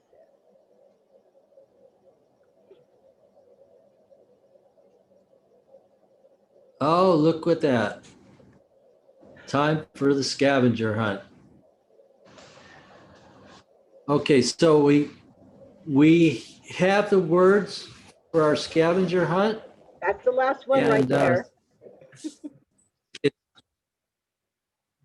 What? that's the truth. I see a red rectangle. You're So breaking up, Scott. from what we've seen, so far, we have the words for our sentence, and people are submitting their entries for that. Yep. So what you're going to do here, guys, Scott, you are breaking up, so just to let you know. But what you're going to end up doing here is take the words. There was 4 words, only 4. Hopefully you caught them all. You're going to unscramble them. You're going to email them to dena@danaestates.org, and this is for that barbecue and a special treat. So take the words and email them to dena@danaestates. Oops, there's an S missing. It's DANAESTATES. So please add the S like it is on the bottom, not on the top. So it's dana@danaestates.org, and you've got 15 minutes to do it because we're going to start giving the prizes pretty soon. So definitely get those submitted to us and get in that entry for that. So not just the giveaways we're going to be doing, but also this. So please. Yeah, get I'd those play for that submitted. barbecue, but I let myself out of the contest. Yes. And the thing is again, there's something attached to that barbecue, just so you know, thanks to our wonderful Dana Plaza management team. Is it a ribeye? To find out, you guys are going to love it though. It's something that you're going to be able to use, maybe to get A them. ribeye. I could use a ribeye right now. I have at the bottom of each of these slides is going to be the email address. So if you forget what it is, definitely go to dana@danaestates.org. But Scott, we're going to make Yeah. another couple stops here as we go along. Yes, okay. Some of our participants that we wish to honor this evening are VIPS, the Volunteers in Police Service, one of our regular attendees. Very important organization. It's a bridge, between the civilian population and our full-time law enforcement. Wonderful police They officer. perform a lot of valuable services. Yes, traffic control, assistance, in different events and things like that. Also, is important is the Community Emergency Response Team, also known as CERT.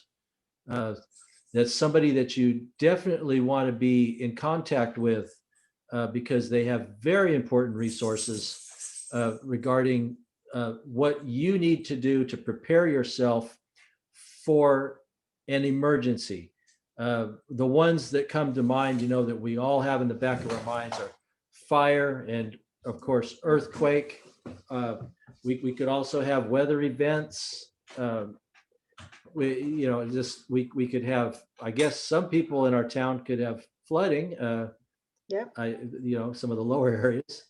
But just any kind of emergency, these people counsel you and guide you into how to prepare for that emergency so that your family and your property are kept safe. Yep. Back to you, Yeah, Colleen. definitely. These are great organizations and I love them. And you can find them, of course, if you go to thecityofconcord.org, just put in VIPS or put in CERT and you can find out more information. And let's now make a stop at a couple more, which is CASA.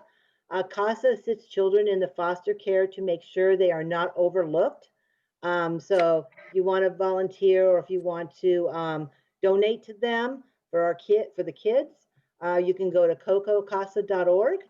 And of course, the Family Justice Center, which does so much for helping with abuse and concerns and things of that nature. And that's at cocofamilyjustice.org to find more information. But we do want to bring on really quickly Kim Batista, who's going to talk for about, I believe, 5 to 7 minutes. And she is wonderful. And I'm really glad that she is here with us today. And I'm going to go ahead and have her now take over. So Kim, it's all yours. And I've shared everything over to you. Welcome, Kim. Welcome, Kim. Thank you for having me, and thank you for recognizing so many of our great local organizations too. It's amazing to be a part of and to see the Dana Estates neighborhood being a part of all this. So thank you for hosting tonight. I'm going to share my screen really quick.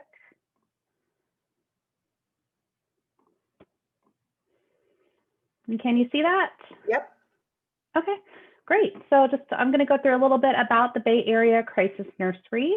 Our slogan, and as you can see, what we're all about is providing a fun and loving home-like environment to babies and young children from ages birth through 5 years of age. And we go by the slogan, a little heart, a little help, and a lot of hope.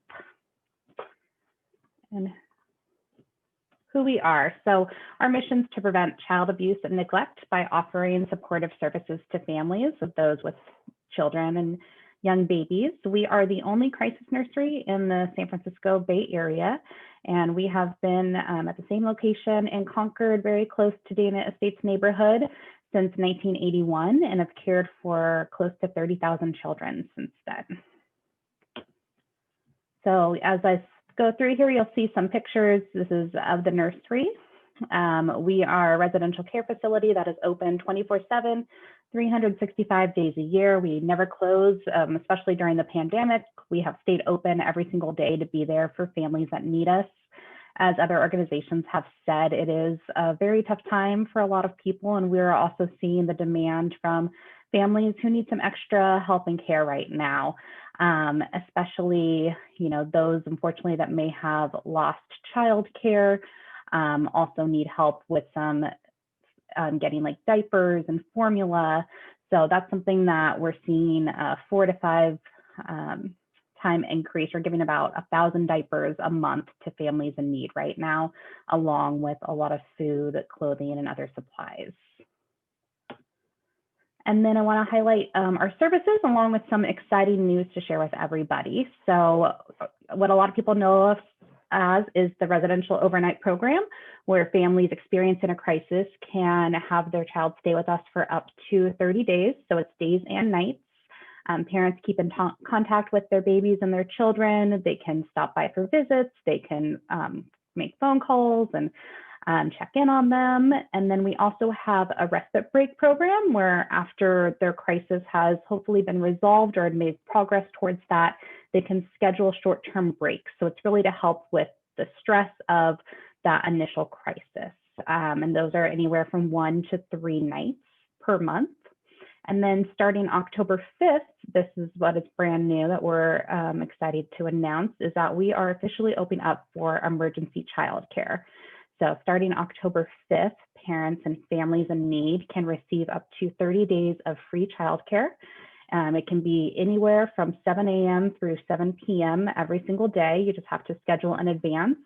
Parents can use this for the entire 12 hours. They can schedule for only a couple hours. Say if there's an interview or a doctor appointment or a court appointment that they need to go to and they don't have a support system of someone to watch their baby or child, they can call us, and for free, we will be able to host their baby or child from any time during that time frame. So we know it's very important right now, and we are excited to be able to open for this, especially with everything going on, and be there to support the community right now. Wanted to throw in some examples of reasons why parents do come to us and use our services. You know, as we said, we're here to just offer a little bit of that help. We offer all of our families case management. And so in addition to their children staying with us, they're working with our case manager, and they're getting extra resources to help them throughout their crisis or stressful situation. We see parents who come to us due to domestic violence, homelessness. A lot of times right now we're seeing that loss of childcare. They might not have a support system or friends and family to depend on. A lot of single parents, and especially those stressful situations. And then if you know of anyone who is going through a difficult time or need a break, and they're open to working with us, all of our services are free and voluntary. Parents and legal guardians are those who can enroll a child. We just ask for an emergency contact, and you simply can call our main phone number to get connected with us, talk to someone, come in for a tour, and officially sign your child up. And then other ways that the local community can support us, if you want to help those that use our services, you can make a donation online or by check. You can host a fundraiser on our behalf, or also a food drive. As I mentioned, you know, we're seeing that major increase in need for diapers and formula, and also non-perishable food. Every time a parent picks up their child, we're giving them a full bag of items for them to take home with them to keep them supported in their times in between using our services. So we're always looking for extra help keeping our parent pantry stocked. We also host holiday drives each year. So there will be information coming out soon looking for items for Thanksgiving, and then also Christmas. We do meals and presents. And if anyone's looking for volunteer opportunities, we are trying to expand our board of directors. So there's always opportunities there to join our board, and would love to talk to anyone interested about that. So want to open it up and just see if any of you have questions about what we're doing right now. And then just also wanted to put our link to our website where you can sign up so you can stay up to date with everything that I've mentioned. That's wonderful. Thank you so much. And Thank you, give me Kimberly. back the screen. Yes, of course. Okay, wonderful. Thank you so much. Okay, here I am. Okay, so yeah, so you did, thank you. That was such great information, by the way. Host disabled panelist sharing. What happened? I'm sorry. Try again, please. Yep. I just clicked something else for you. Okay, let me try that. There I am. Okay, now I can share my screen again. Awesome. Okay, there we go. I'm back. I'm back. Look at that. I'm back. Okay, that was wonderful information, Kim. I'm so glad, and I am so appreciative of you for sharing that information. And again, their email and their phone number are right there in front of you. So if you guys have any questions or anything, Kim is there for you, and or you can send things to me and I can get them over to Kim if you need to. So whatever it is you guys need, definitely. Yes. Thank you again, Colleen and Scott. This has been wonderful to be a part of. Well, we thank you so much. Oh, thank you very much, Kimberly. And Kim, I hope you stay on because we're about to be giving away some prizes here in a minute. Oh, yes. So definitely stay in. Okay, great. So it's the final minutes to enter into the scavenger hunt and crossword puzzle. Again, dana@danaestates.org. I'm going to share some old pictures of past Dana Night Outs, and at the end of that video, your time will be up. So if you want to enter, please enter it now.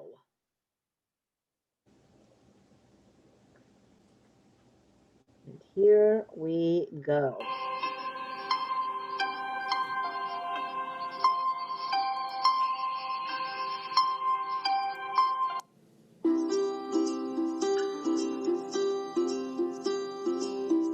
John Muir was so wonderful when they were here, and they wanted to come again, and I'm so grateful for those nurses at John Muir. I just wanted to thank anybody, all the healthcare workers for what they're doing, and all the participants.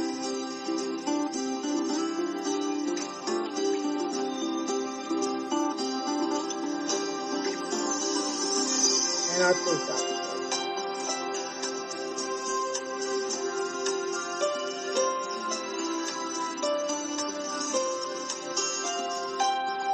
Find out from Penny how many.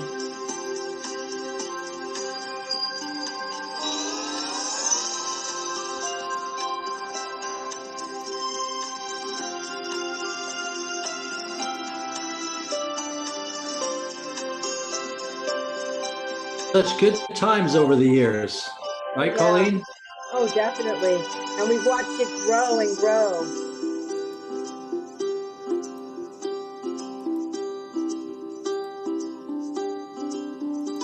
And there's two of our most regular participants, Jenna and Kim from Concord Code Enforcement. Yeah. And Jenna is our area person too, and Kim has done so much to make our Dana Estates Neighborhood Alliance or Dana Night Out so much to help us to get it really going strong. So grateful. So the entries have closed. So if you have not entered, I apologize. So I thank you, and we'll be getting to the wonderful, wonderful. Let me see here. Yes. Yeah, you know what I'm talking about. But first thing I want to do is, Code Enforcement. yeah, first of all, I wanted to, Yeah. Code Enforcement has shared something with us, and I'm really hoping this works. So hang on a moment. I want to change my screen. Oh, I don't see it anymore. Okay, so let's hope this works. So hang on a moment.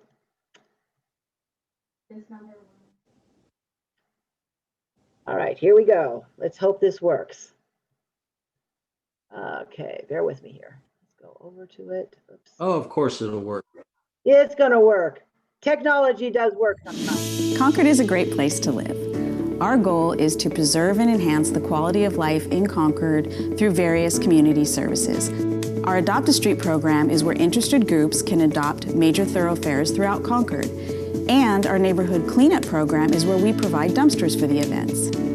Some of our most common violations are overgrown vegetation, inoperable and unregistered vehicles, and trash and debris.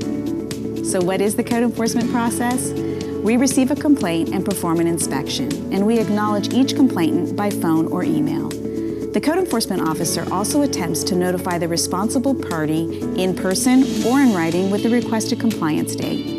If the violation remains after the compliance date, a notice of violation letter is issued with another opportunity to comply.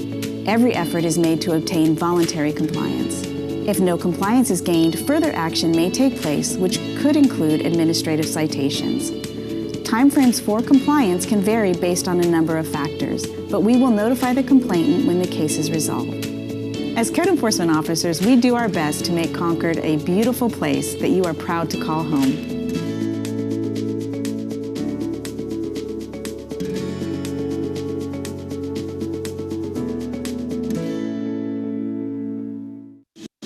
Concord is a great place to Oh, we live. don't have to watch Our it goal again. is to preserve and enhance the Sorry about quality that, of guys. life in Concord through various so community good. services. And go back Our to- Adopt a Street program is where interested groups can adopt major thoroughfares throughout And let's Concord. see if I can figure that And out. our Sorry about neighborhood that. cleanup program is where we provide dumpsters for the Let me get that off. Oh, yeah.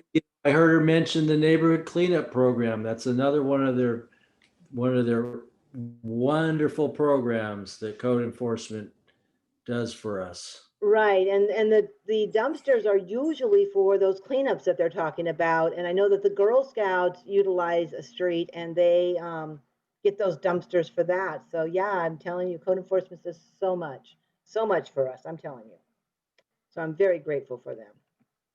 And if you, Yeah, of course, yes, You know, if you have a situation that's troubling you, you know, don't be afraid to contact them because they really handle on your behalf. If you're not comfortable, you know, of course, you know, try to resolve it one-on-one with your neighbor. But then the code enforcement unit works, you know, they're so proactive and they're so friendly in their duties that yes. they really make the conflict resolution much easier. And so it's something you should really consider if there is some kind of an issue that's between you and your neighbors. Most definitely. And of course, if you do have anything too, you can always reach out to Dana and we can reach out to them as well for you if you're concerned about things. For sure. So, last, I do want to really, really strongly mention Dana Plaza. Dana Plaza, in a sense, was built for Dana Estates. Back in 1965, when Dana Foods was built, that was for us, basically. So just to let you know, really patronize them. If you can, go to at least one of the stores, including 7-Eleven and Starbucks, but also take 7-Eleven, Starbucks, and then go to another one. They are wonderful organizations. They care about us tremendously. They do so much for us. So we have everything right here on our corner. And right now, they really need us. And we need them too, because an empty store is not good for us, you know? So we really want to patronize Dana Plaza, from Cinco de Mayo to Man's Chinese, to Abbas Hamidi Afghan cuisine, all these great places, from Quickly's, Cheese Zombies. Pizza Pie is now back, by the way, and all kinds of places. So Cheese Zombies again, Cuts, get your hair cut. Definitely a great thing to do. And so wonderful. And I'm really impressed with the plaza and all that they do. So again, Pizza Pie is back. 7-Eleven, and I'm telling you, 7-Eleven has done so very much for us that you wouldn't believe what they've done. They are an organization that sincerely steps up to the bat for us. The Dana Night Outs, they bring out a lot of food. Cinco de Mayo brings out food. Man's Chinese brings out food. So definitely, please go there because we need them as much as they need us. Yes, these local businesses will have a definite presence when we're back in the physical night out. And Yes. so by all means, come down and support them now. Come see them at the night out, because I know we're going to have another night out. Yes, we are. I know it's going to happen. So It will be here. I know it will be here. yeah, so it's Yes. Most definitely. Most definitely. Okay, so we're going to get started. And Vincent, can you get So- online for us, please? this is Vincent, going to where be are a you? really good part of the evening for some people. This is the best part of the evening. I've got Time for giveaways the in prizes. here. I've got scavengers saying some things in here. And those, and we got the numbers in here. That's what took me, and that's why I was off, because one of my other board members, Penny, by the way, thank you, Penny, very much, was out there getting all your, all of you that entered. So definitely we'll get going. So Vincent, what you got for us? Yes, can you see me? I can see you well. Thank you. Hi, Vince. Hi, how's it going? All right. Okay, there I can see myself now. Okay, Yay. so I guess we'll start off with the first giveaway, which will be a Subway $25 gift card. Ooh, Subway. All right, let's see who's gonna win this one. $25. Okay.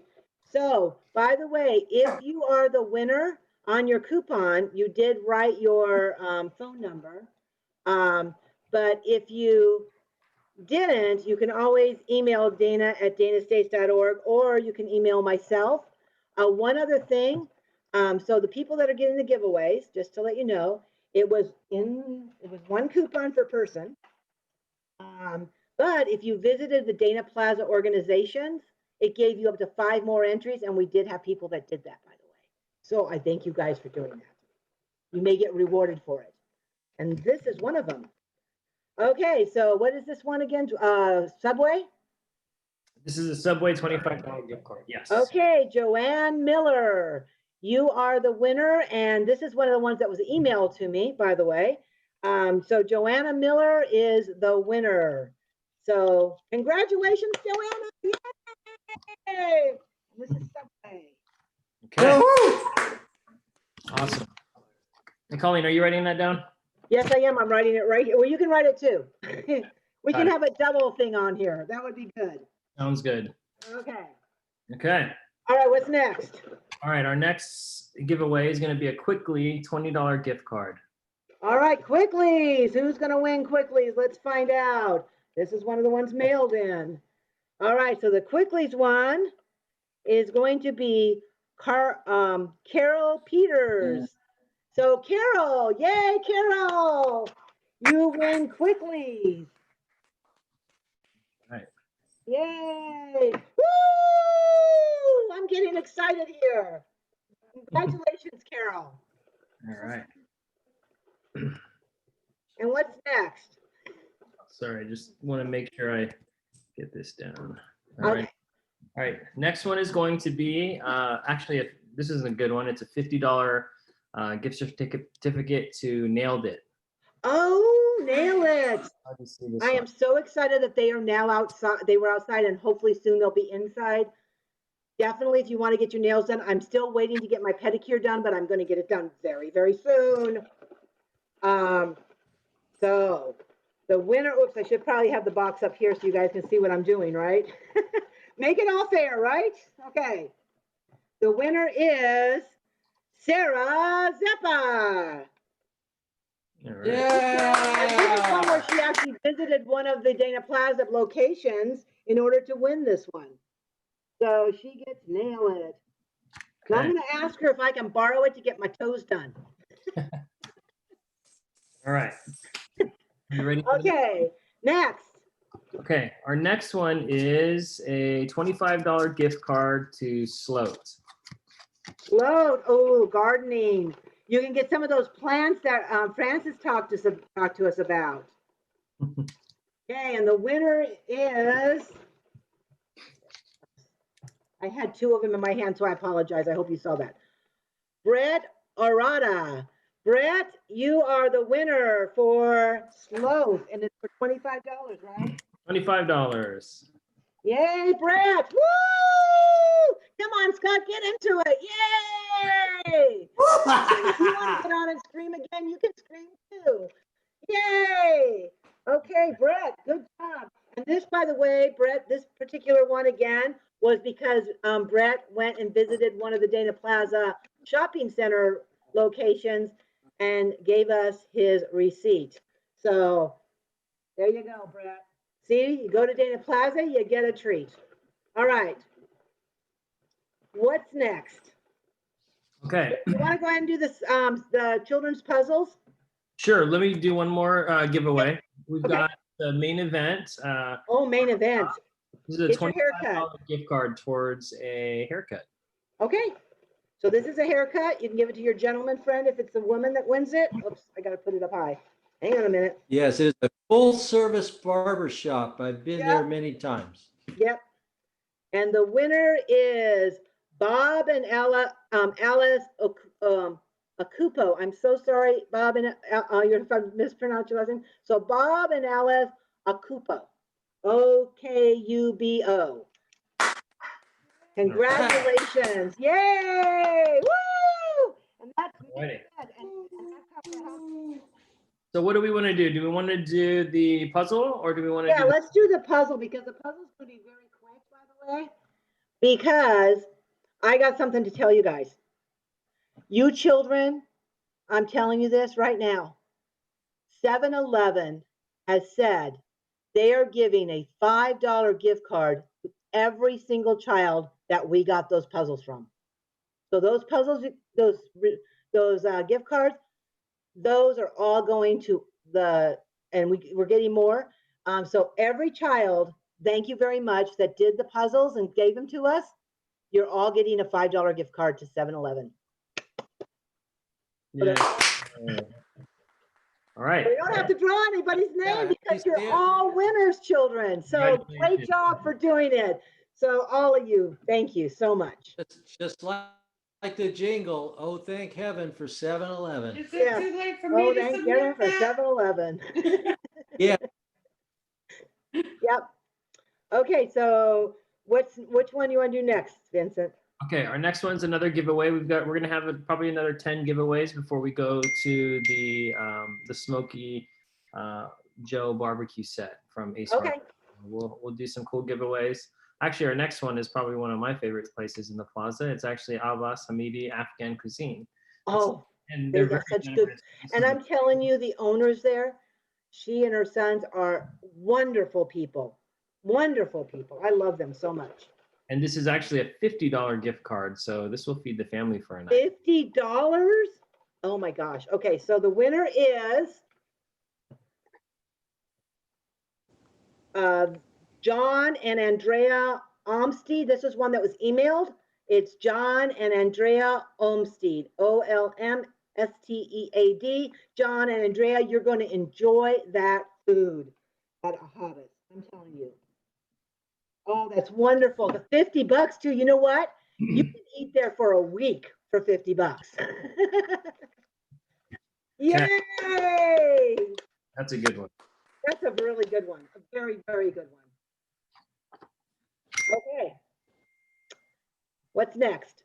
Okay, our next one is going to be pizza pie and Greek kitchen. It's actually a $50 gift card.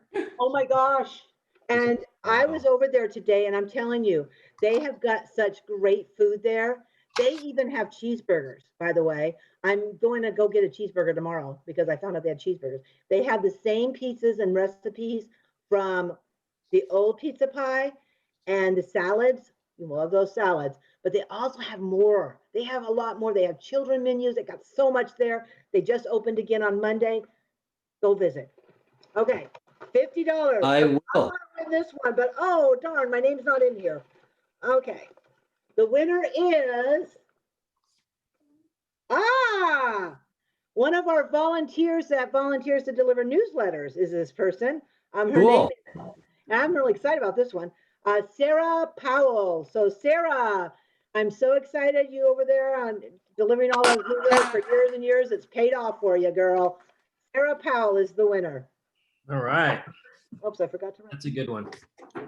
All of these are good ones, actually. Oh, they're all great. Okay, ready for the next one? Huh? All right, our next one's another gift certificate, and this one's $25 to Cinco de Mayo. Ooh, I love Cinco. Victor is wonderful there. Really good. Okay, let me get this up. Okay, the winner is. Oh, I can't read it. I'm so sorry. You're on Cottonwood. Dana Ludick, Ludtke. So Dana, I got your phone number, so you're on Cottonwood. So Dana, congratulations, pizza pie. Oh no, Cinco de Mayo, sorry. Cinco de Mayo, $25. Cinco. Okay. Yay, awesome. Cinco de Mayo, Cinco de Mayo, Cinco de Mayo. Sorry, I love Cinco de Mayo. I'm a little crazy sometimes, you know. Well, This chair thing is getting to me. No, just joking. well, we already did the main event barbershop, so now we have one to lay cuts, and this one. Oh, And women's haircuts. Yes. Yeah, you can see I definitely need my haircut. Okay. $25 gift Oh, card. but my name's not in here. Darn it. Okay, go ahead.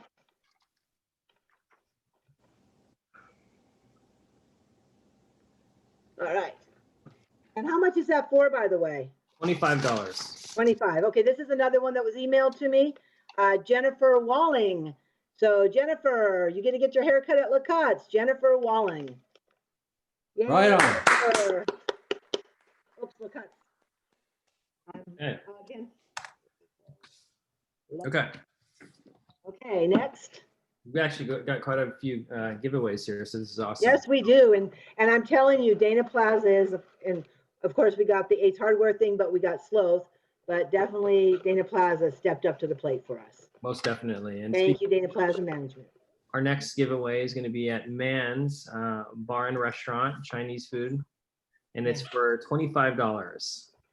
And I'm going to tell you something about Man's. Man's, they open at 1, but they got really good food. I base my food, and their food is even better than it's ever been, I'm telling you. And the winner is Dean and Brandy McVeigh. So the McVeighs, Dean and Brandy, you're going to go to Man's Chinese Cuisine. Yay. Okay. Wonderful. Congratulations. There's a side. Sorry. Ow. What's next?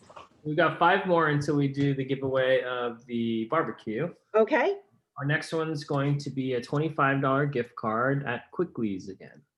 Ooh, Quickly's. Yeah, you can get, by the way, at Quickly's, you can get it with boba or without boba. You can get freezes. You can get, they have so many different drinks, but guess what? They also have food there. So the winner to Quickly's is Herb and Marilyn Newman. Wonderful. Yay. Yeah. They get to go to Quickly's. Okay. Alrighty. Yay. I'm glad about all of them, actually. Go ahead. Nice. Well, we also have another one at Main Event Barbershop. Okay. $25 gift card. So another men's haircut. Okay, another man's haircut. And, well, it's a man. Melvin Jackson. All right. Yay, Melvin. You're gonna get Yay, Melvin. Woo! I actually know Melvin, and he's a great guy. Well, he's going to get a free haircut. So congratulations, Melvin. Yes. And I think he goes there too. There you go. Next. Okay. So next, we've got another one from I'd Slow. like to go there for the towel shave. Yeah. $25 to Main. I'm sorry, to Slow again. Close. Get that gardening on. And the person getting their gardening on is going to be Lori Barnes. Lori, you get to go garden. And I know I see you outside. Lori Okay. Barnes is slow. All righty. Yep. So now we have another one at Cinco de Mayo, another $25 off. Or it's $25. $25 off? No, $25 gift card. And the winner here, this is his actual one. I know he gave the coupons, but Brett Arata now gets also Cinco de Mayo. Okay. And actually, one of the receipts he gave me was to Cinco, so I know he likes it there. Cinco. Okay. 2 more before the barbecue. Okay. The next one is another good one. It's actually $50 at Pizza Pie. Oh, I want that one. I want my name's not in here. Yeah, that's some multiple pies, that is. Yeah. And the winner is, and this is another one that somebody went to Dana Plaza to buy something, Sarah Zeppa, you win pizza pie. Okay. Yay, Sarah! Woohoo! Go! Way to go! Okay. All right, here we go again. So we've got another one that nailed it, $50 gift card. Yay! All right, nailed it. Oh, you got some of you will know this name because she used to be on the board, but she's not anymore, so she can't win. So she can enter. Kelly Conroy. All right. Oh, Nail very it. good. Way to go, Kelly. Nail it. That was from an email. All righty. Next. All right, so now we are giving away for the scavenger hunt, the barbecue. Okay. I've got the numbers in here. So everybody got a number texted to them or emailed back to them. So I'm going to draw the numbers out. And the winner is, and by the way, not only are going to get the barbecue, but because of Dana Plaza management, they want to throw in a $25 to you guys. So you can go buy that steak that you were talking about. So you're going to get $25 Is and it the good wine? barbecue. Huh? Nice banner. Okay, so whoever was number 2, and there was a lot of them, by the way, and I somehow got number 2. I had 201 there, but number 2. So whoever number 2 is, I need you to go ahead and email Dena, D-E-N-A, at danaestates.org underneath the message that you sent to that before, and share with us your phone number so we can call you, or your address so we can get that over to you. So if you got number 2, you are the winner. And if my comrade over there, who's hope's hearing me, Penny, if she knows the name, she can share it with me via text. But yes, number 2, yay, whoever that was. I can't believe we got number 2. Seriously. Look at all these numbers in here. There's a lot of them. And I got number 2. Okay. Awesome, just got a new barbecue set and Yep. $25 to buy some steaks. Yep. Okay. And by the way, the answer was together, Dana Estates rocks. And why? Because we do. Because we are a group, and I love my neighborhood because we really do. We may be all different. We may look different. We may be heavy like me, or thin like Scott is there, or Vincent. We may be old. No. But thank you. Old or young, it doesn't matter. We're all different, but we all wave at each other and say hi and get along. And I love that about this neighborhood. We are a team. We do rock together. I agree. Wanted to say that. Go ahead. Next. So we've got a few more giveaways. And the next So one. we're not done yet? We're not done yet. No, we have a $25 gift card, another one to Le Cuts. Another Le Cuts. All right. So the winner of $25 to Le Cuts is Kathy Cecil. Kathy, you're going to get your hair cut at Le Cuts. Yay, Kathy. Woohoo! Okay. Is it worth mentioning that Kathy is one of those original Dana Estates residents? I'm sorry? Yeah, Kathy was, yeah. We're all proud of her. Yep. And by the way, number 2 was a gentleman named Brett Arata. So Brett Arata was the one who won that barbecue. She did this text to let us, my comrade who was taking it texted me. So wanted to let you know, Brett, congratulations. Brett is a big winner tonight. Yeah, he's a big winner tonight. Okay. So we've got a $25 gift card to Subway. Subway. All right. And Subway winner is, let me turn this over, Chi Mitchell. Chi Mitchell, you are winning $25 to Subway. Congratulations on that. Yes. Woohoo! All right. Congratulations on that. We've got a couple more. Okay. We've got another $25 gift card to Quickly. Quicklies. Okay. Quicklies. Another big winner. This is her actual coupon. She did go to the store and did that, but now she has her actual coupon. So Sarah Zeppa, you're a 3-time winner, it looks like. Congratulations, Wow. Sarah.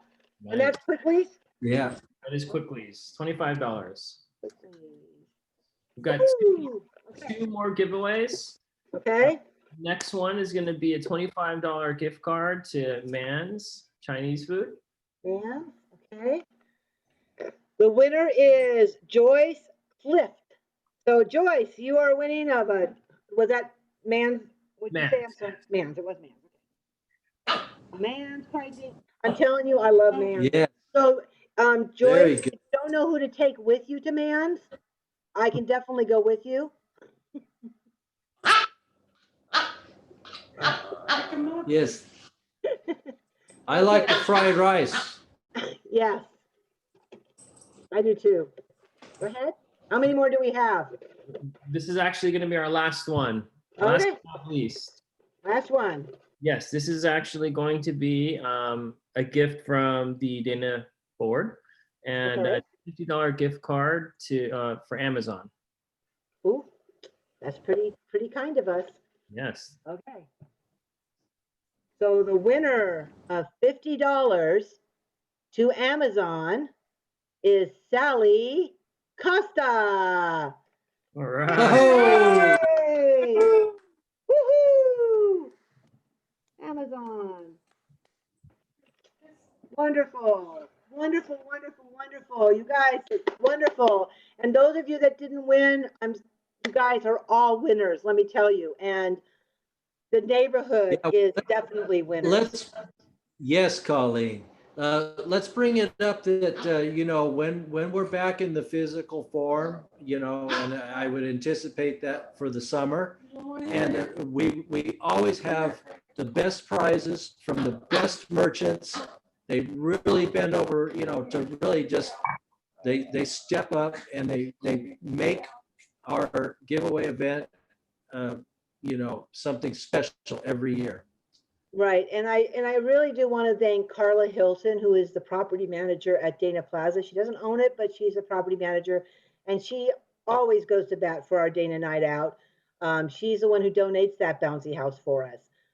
She's the one who really steps up to help with the Dana Plaza merchants to really make our event such a wonderful event. So definitely want to thank you and give you an applause, Carla. So thank you. If you happen to be on, which I don't know if you are. Yeah, so again, a big thank you to our merchants and sponsors. Thank you to the, you know, to the different agencies and services and you know, the city services, code enforcement, and just everyone involved in making our night out such a special event every year. Yes, definitely.